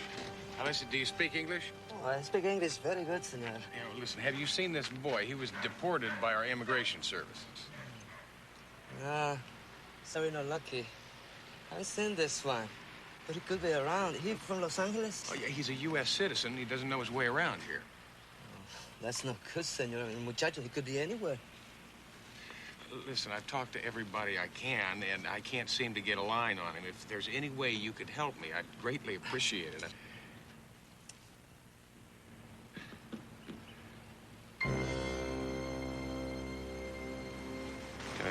Take me to the soccer stadium.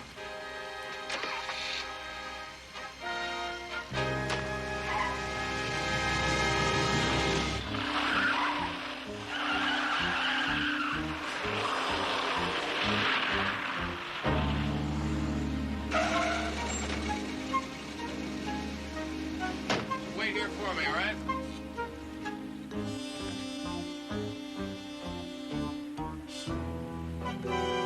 Tony!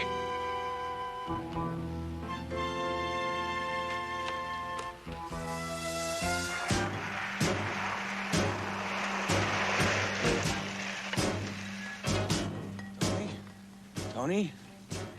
How you holding up, buddy? Okay,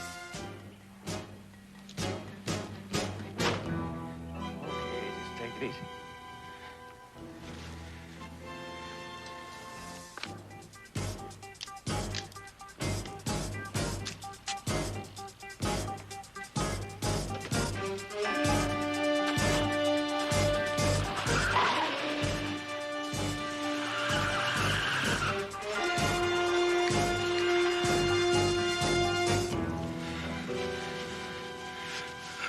Buddy, you'll be just fine now.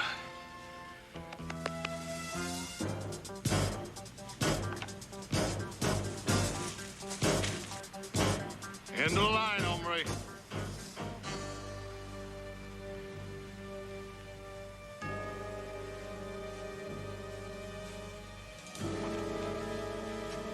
How are you gonna explain this one away, McFadden, huh? It's Mexico. Don't make no difference, though. You're the fugitive from the law, and I'm the law. What about the boy? Get caught in the crossfire. Very sad, tragic, in fact.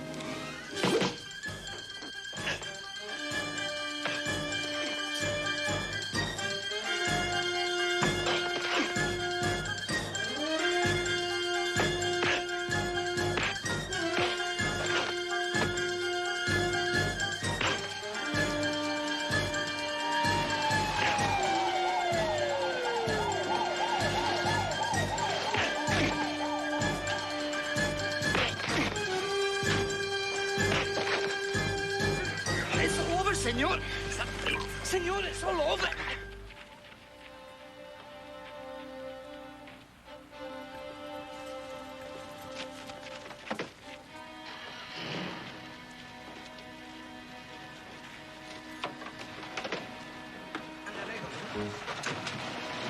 My ball! Don't you worry about your ball. We'll get you another one, okay?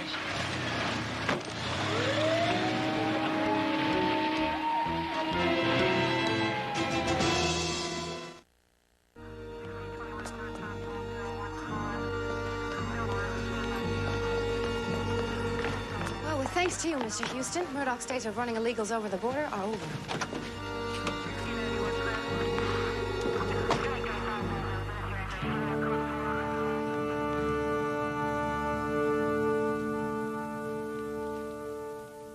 I don't know how to thank you enough, Senor Houston. It's so good to have my Tony back home. Oh, hey, Houston. Why didn't you tell me Tony here was a whiz at checkers? Well, actually, that's Tony's second favorite pastime, which reminds me, I wonder where CJ is. Well, here she is now. Tony, I promised you a soccer ball, and I figured you could use a couple extras. Here you go. go. Now you know why I don't permit shooting Houstons out of season.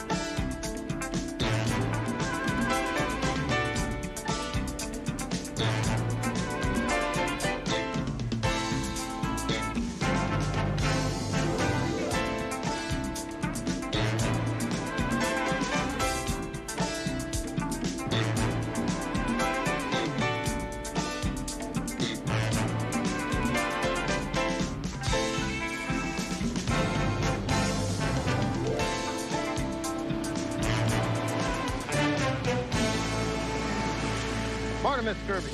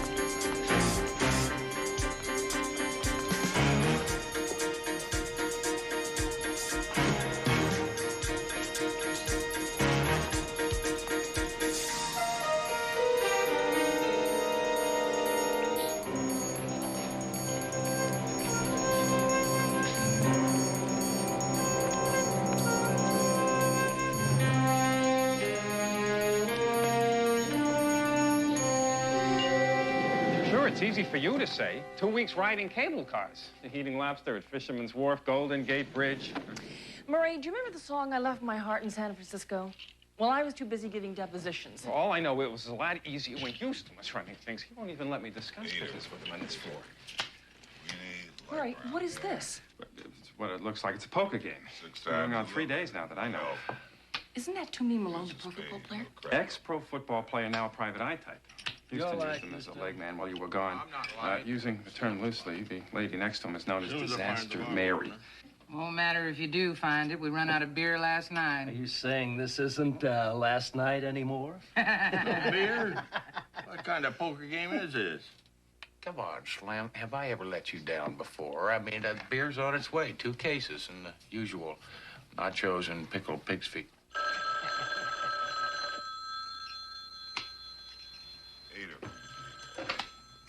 Houston Investigations.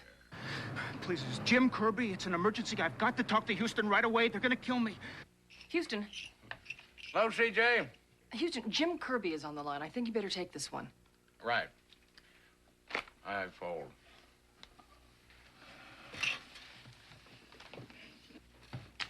Six times the lover, no help.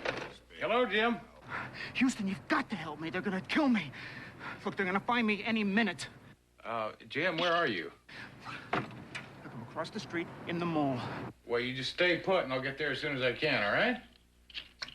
CJ, get a hold of the police and tell them to meet me over there, all right? Oh, and it's good to have you back.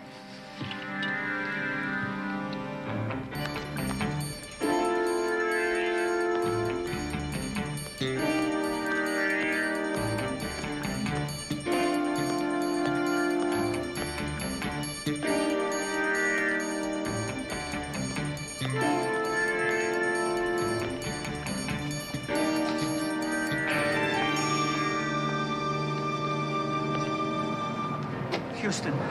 Jim, what's this all about? That's the crazy part. It's all so crazy. What are you talking? What's crazy? Marilyn, and I love her, and she loves me.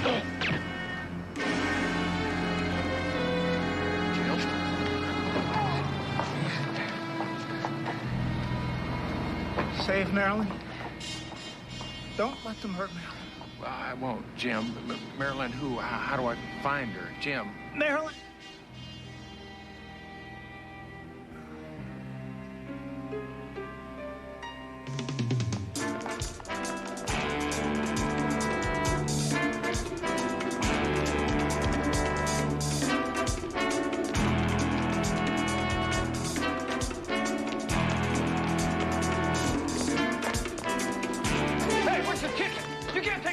My ticket, Einstein. No problem.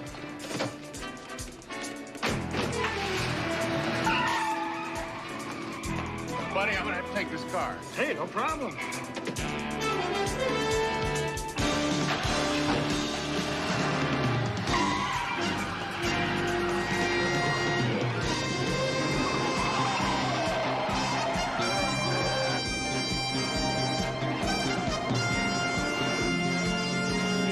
Cal.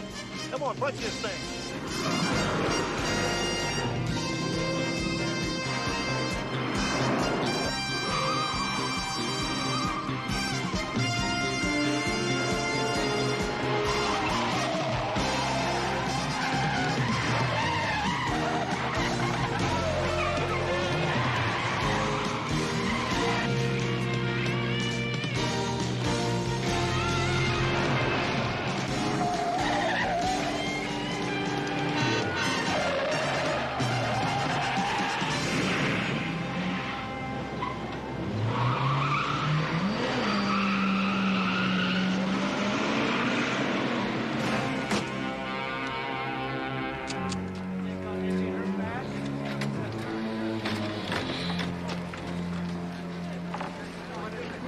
You know something? You're an easy guy to find. You leave dead bodies and wrecked cars everywhere you go. I'm fine. Next time I pursue some criminals, I'll make sure they're a little more refined. That's right. Be a wise guy and end up in a metal cage downtown. Come on, Hoyt. Now, we've been all through this. Yeah. Guy calls you a half an hour ago. He's in a panic. Somebody's trying to kill him. You rush over, he's dead. You know what? Got 12 witnesses. Most of them think you shot him. Now, would you just forget about that for a minute? What about the Maryland thing? Oh, stop them before they get Marilyn. We don't want to forget about her. But don't worry. We'll check all the Marilyns in his life.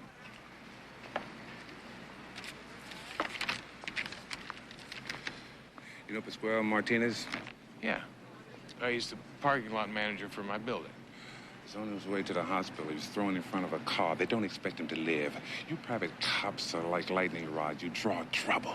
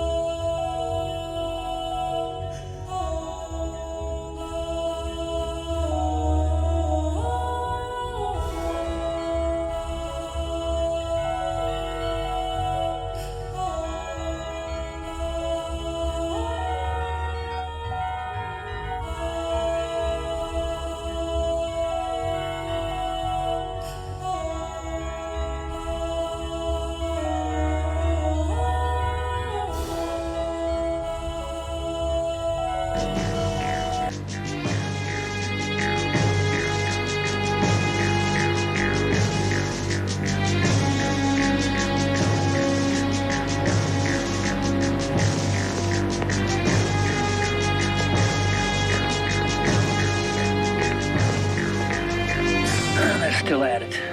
I told you guys we should have done this last night. Oh, you don't understand. We weren't told to do it last night. Yeah, I know. Reardon was too crazy drunk. Luther's right.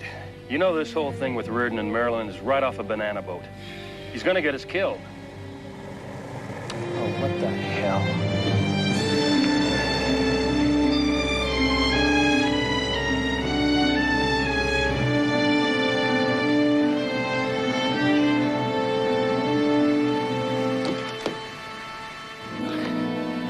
Mr. Reardon, you shouldn't be here. I needed to see you. I'm under a lot of pressure. There's questions about why Kirby was killed.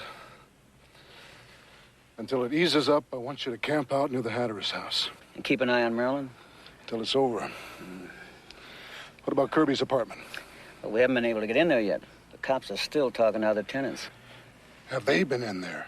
Not yet. They got the place sealed. I think they're waiting for detectives. We gotta get in there before the cops do. Torch the place. Mr. Reardon, there's nothing we can do until they leave. Unless you want us to kill them both. Mr. Reardon, you pay me good money to protect you. You'd be a lot safer away from here. I'll see you at the Hatter's house and shoot you. Only kill the cops if they start to search the place. They can't find any trace of Marilyn. They won't, Mr. Reardon.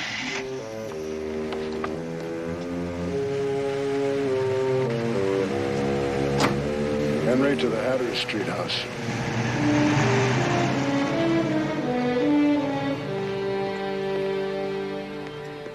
Right, you guys are on your own. He wants me to babysit the broad. I'm telling you, the man's nuts. You think this one's nuts? You should have seen the one he had before Marilyn, right?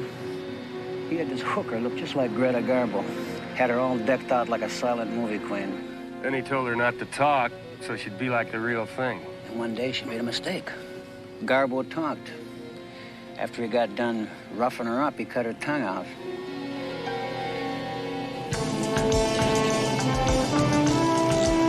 Houston, huh? Yeah, as if we didn't have enough trouble.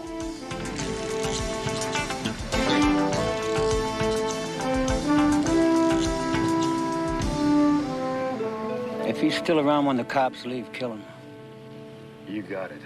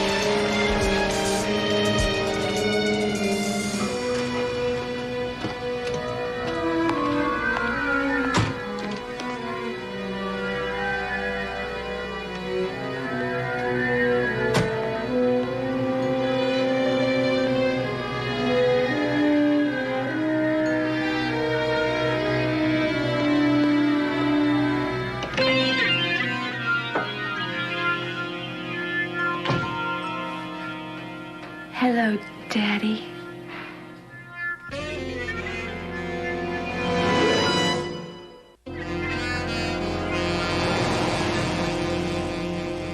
I missed you. I ought to kill you. Understand that? I ought to. I told you I was sorry. It'll never happen again, Daddy. I promise. Why do you always have to be such a tramp? Always like in those movies. I don't make movies anymore, Daddy.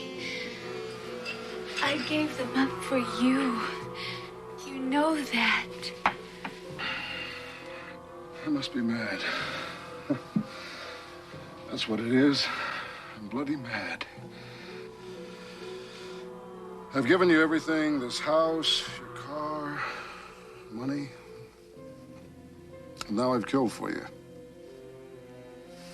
A man I shouldn't have killed, not if I want to stay alive myself. Jim's dead? Oh, he's dead. Let me tell you a little secret, darling. The dead are so damn lonely. You want to be lonely, Marilyn? No, Daddy. I want to be good for you. Please, let me be good.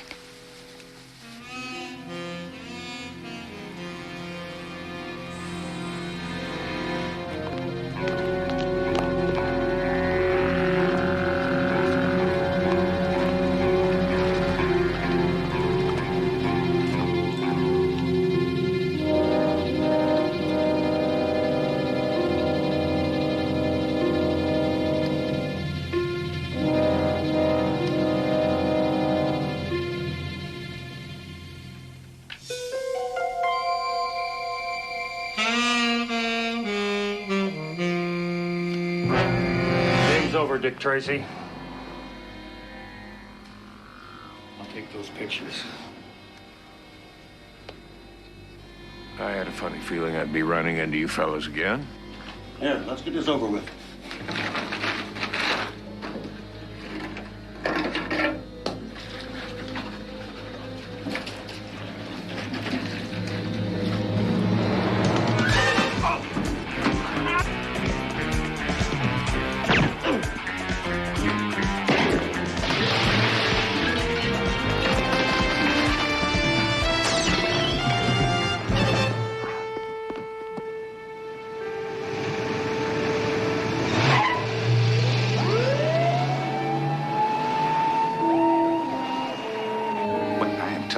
That I am sick and tired of following your trail of dead bodies around. What was I supposed to do, Hoyt? The two guys were going to kill me. In an apartment sealed off by police. An apartment you had no business being in the first place. Hoyt, if you're going to accuse him of any wrongdoing, you'd better read him his rights. Listen, Counselor, let me tell you... Lieutenant, now I tried to be nice and let you talk to him while I was patching him up, but being nice didn't work, did it? Therefore, out. What? Out!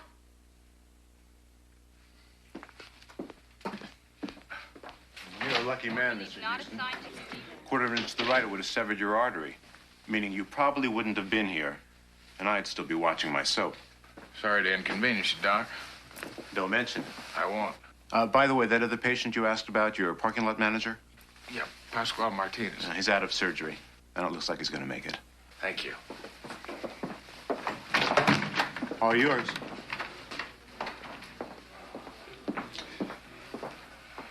You know something, Private Eye? I could have your license a dozen different ways if I wanted to. Yeah, well, you won't. See, because I have something you need, Hoyt. You bet you do. Well, let's start from the top, then. Now, first off, I got into that apartment, and that's where I found a photograph. I couldn't have been in that apartment more than a couple minutes before I saw the photograph. Of Kirby and Marilyn Monroe. I didn't say it made any sense. I'm telling you what I saw. Houston, do you get the feeling that the good lieutenant doesn't believe you? I just wish he saw more or remembered more. I saw everything. I remember everything. I'm telling you everything I know. Right. You probably saw a photo of Kirby and maybe even a blonde woman. In the confusion and shock of taking on a bullet hit, your mind made a connection between the blonde woman and the name Marilyn. Right. Are you saying Houston is hallucinating? It wouldn't be the first time, even for a trained professional. You know what I mean? Then forget about Marilyn for a minute. Who do you think shot Kirby? I don't know. But the man you killed in Kirby's apartment was a syndicate muscle. Now, the captain figures that the syndicate has tidier ways of killing people than shooting them down in public malls. Kirby is tied to the syndicate? Well, if they're that desperate to kill Kirby, it must be just the tip of the iceberg.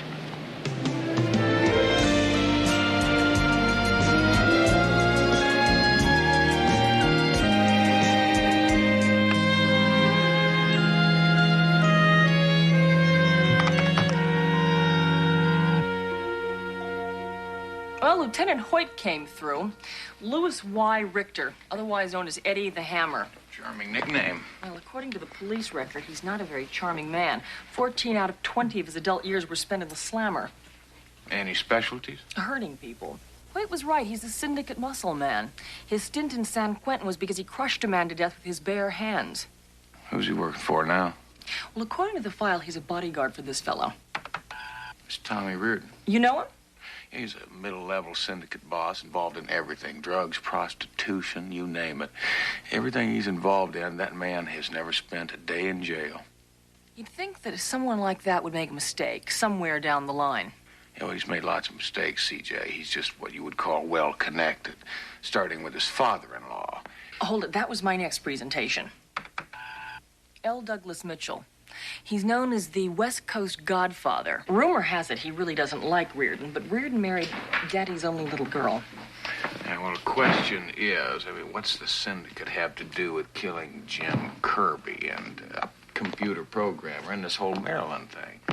I don't suppose you came up with anything we use? Well, I wish I did. But all the questions I asked on the street dealt with Maryland, and I'm still waiting for the answers. You sure the syndicate boys are tied to this? Positive. I was going to make myself a couple of ham sandwiches and chase them down with a six-pack. But with this new syndicate thing, I guess I got a whole new line of questions to ask. Nice to see you two, Mean. Mm-hmm. Later. Thank you. Yeah. I think you can afford to miss a meal or two, don't you? Okay, where do we begin? Right where Jim Kirby wanted us to begin.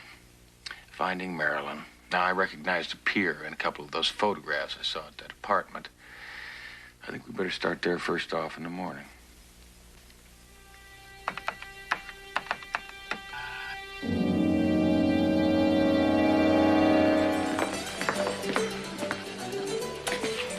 You're late. I had business that I... So important you miss your son's confirmation under the holy sacraments of the church? I'm sorry, Douglas. It was unavoidable. This is a lovely spread. Young Tommy will always remember this. Why was Mr. Kirby killed? We're all making a lot of money through him. Oh, can't that wait, Douglas? This is such a happy occasion. Why was Kirby killed, Thomas? Security reasons. Kirby was going to go to the police. We had no choice. Why don't I believe you? Well, it's the truth. I had to have it done.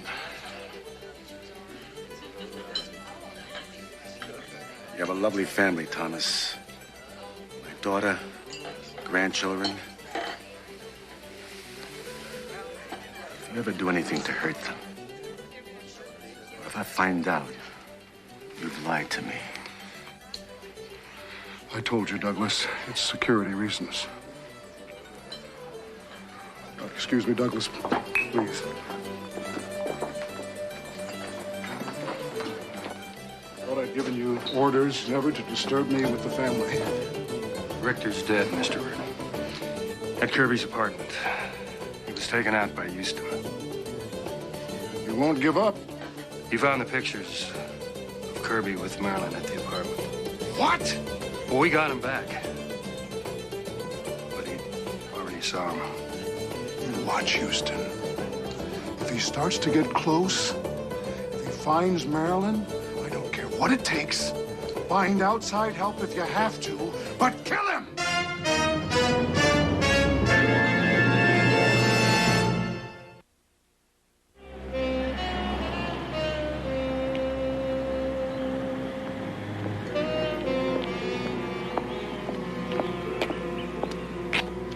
I've washed the car 3 times. How much longer do I have to stay out here? Well, you heard what Mr. Reardon said. If you get tired of washing, start waxing.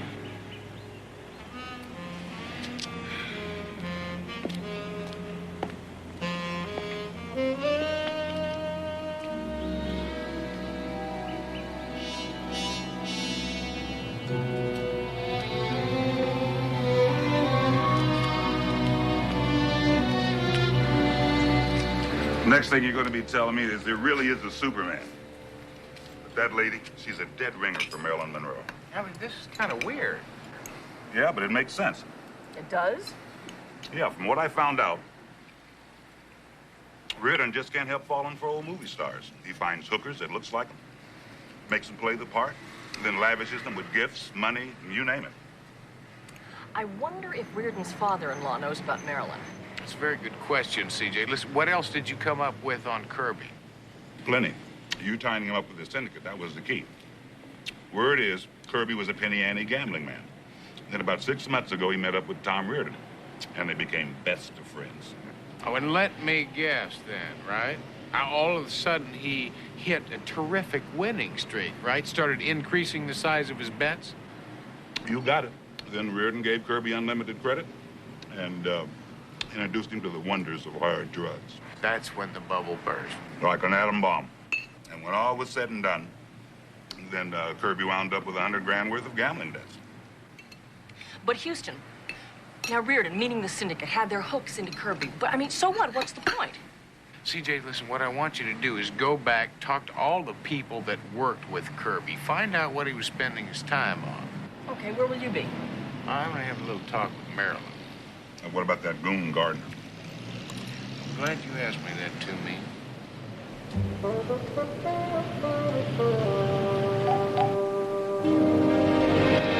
Hey, Bud. Yeah? You got a phone call. What are you talking about? Over at the restaurant, some guy's on the phone, says he wants to talk to the guy parked down the street in a beige coupe. Hey, that must be some mistake. Says his name is, Reardon. Reardon? Why didn't he? Look, you gonna take the phone call, or do you, want me to tell him you're not interested? No, I'll take it. Hey, Bud, this Reardon fella, he says it'd be $20 in it for me.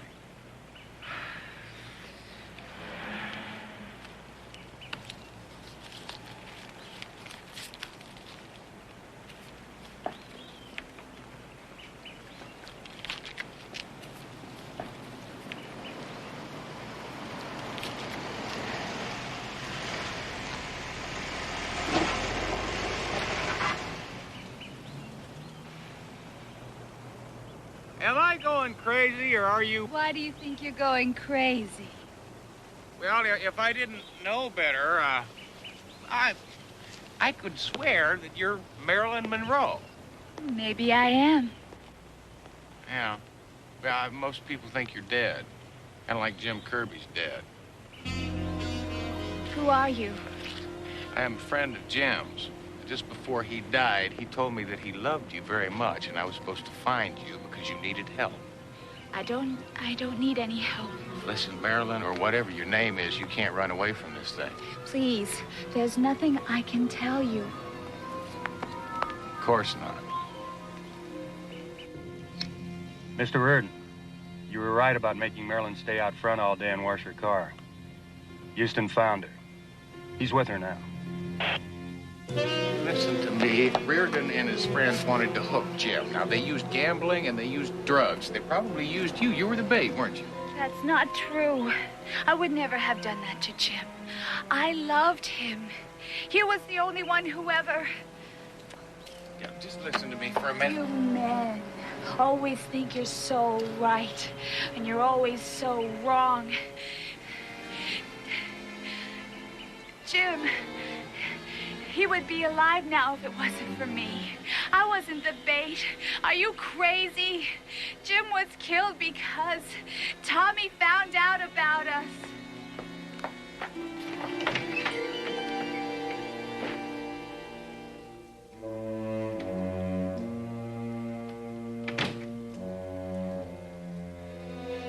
I'm sorry, I didn't know. You can help me put Tommy Reardon in jail for killing Jim. But you got to wake up. You can't go on playing this role the rest of your life. I need your help.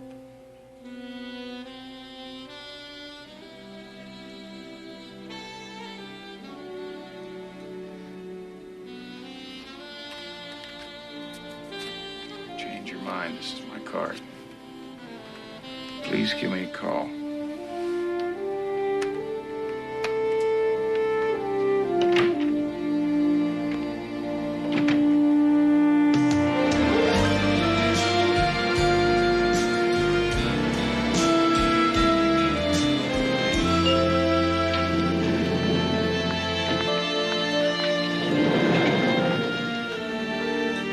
Now, CJ, your timing's perfect. What'd you find out at the computer center? Plenty. When I arrived, Hoyt had already been there. Houston, what do you know about computer theft?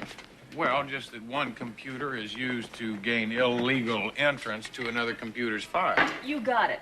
The reason that Hoyt wanted to get a hold of Kirby's files is because the police department and the FBI were coordinating an investigation. It appears that our computer whiz kid, Jim Kirby, was using the Houston Company computers to tap into, listen to this, Houston, the master computer for the stock exchange. That could be worth millions of dollars. Well, that explains why Reardon and his friends worked so hard to hook Jim. The irony is that the police department feels that they would never have been able to unravel the scam if it wasn't for Kirby's death pointing them in that direction. And now that Jim's dead, no way to tie the syndicate into it. So the syndicate just goes scot-free and life goes on. Well, it looks that way. Well, maybe not. Houston, I don't like the look in your eye. Houston, what do you have in mind? Well, it's called revenge, folks. See, I don't like people running around hurting my friends. Well, the police can't do anything. What can you do? Try this on for size.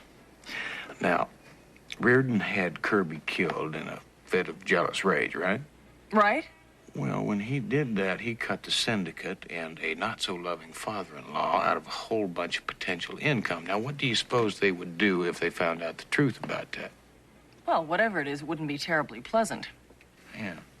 I do mean I want you to hit the streets, put the word out. I want to have a meeting with this boss man, Reardon's father-in-law. Tell him all about Marilyn Monroe and why Kirby actually was killed. Houston, when Reardon finds out about this, he's going to come after you. That's what I'm counting on, CJ.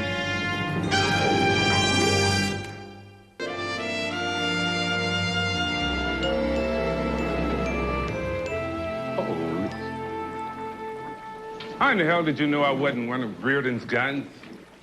Because since midnight last night, I've had every entrance to this place monitored with video equipment. Security informed us before you ever got out of your car. Now, that's fine. So you're safe as long as you're in the building. But what happens when you go out in the street? I don't have enough cops in the city to protect you. I'm not looking for protection, Lloyd. You're crazy. Houston, you know if you're right about Reardon and why he killed Kirby, do you know you're leaving him no choice? He has to come and get you? We've got nothing on Reardon.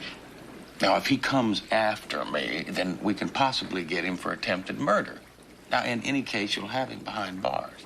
And when that happens, Reardon knows that it won't be very long before the syndicate finds out about Marilyn and James Kirby and why Kirby was killed. And Reardon will need protection from his own. That's right. Now, the way I feel about it is before very long, you're going to have everybody that's involved in this whole mess on the silver platter. Houston investigation. Yes, just a moment. Now, this is Houston. Mr. Houston, I've changed my mind. I want to talk. I want Jim's killer punished. Well, that's good. Listen, when and where can we meet? There's an alley behind some warehouses on 5th and Ocean. That doesn't sound like a very safe place, so why don't we pick some place that you've been to before, like the pier? All right. I'll meet you there in the parking lot of the pier in an hour. I'll be there.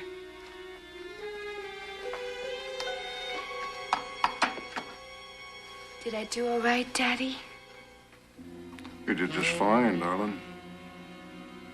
Just fine. I'm gonna miss you. What do you mean? You said after you talked to Houston, made him stay away, we could go away. You really are as dumb as you look, aren't you? Beautiful Marilyn. It's always such a shame to kill something so beautiful. Kill? What? Kill me? It's a question of priorities. I can't afford to let you and Houston live. You can't. I'm Marilyn. You love me. You can't kill me. Please, you wouldn't kill me. It's a joke. That's it, isn't it? It's a joke. Oh, Tommy, you and your sense of humor. I try to tell my friends how funny you are.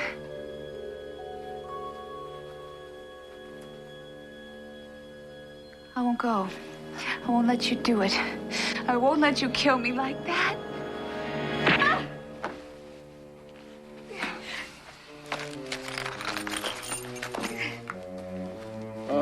You see such a handsome lad growing up fine and strong in Colorado. Give me that. And your parents raising him like he was one of their very own. That's fine Christian charity. Leave Patrick out of this. You're a slut and a whore. An abomination to God's purpose. You don't deserve to live. Now, Marilyn, you're gonna do exactly what I tell you to do today, or young, handsome Patrick's gonna wake up without a face.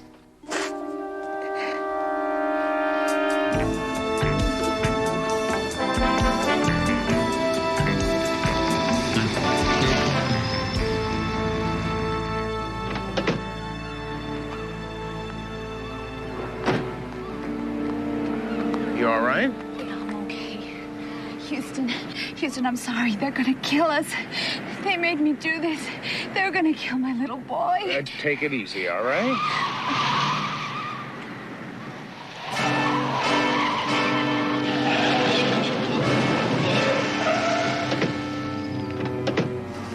At long last, we meet, Mr. Houston.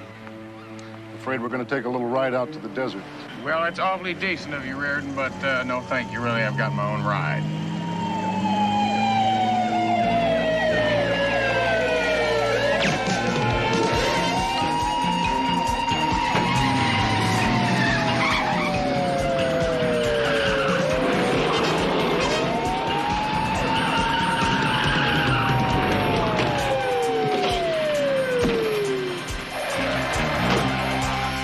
Get over here. Got a right to rain started?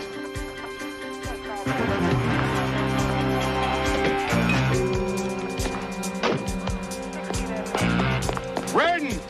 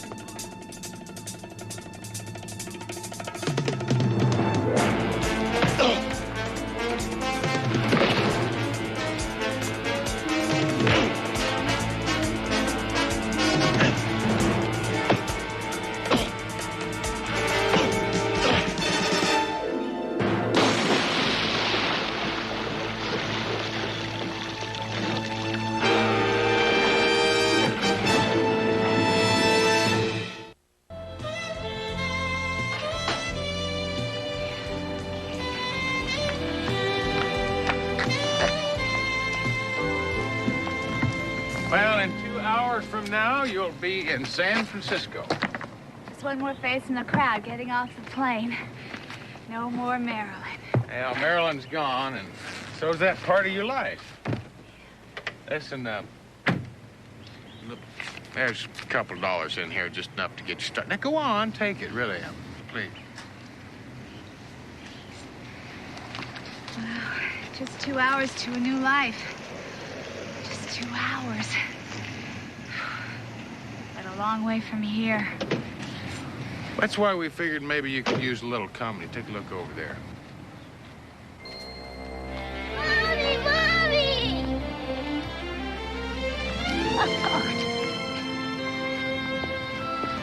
See, we got in touch with your folks in Colorado, and they seem to think that you'd be just fine as long as you had your little boy with you.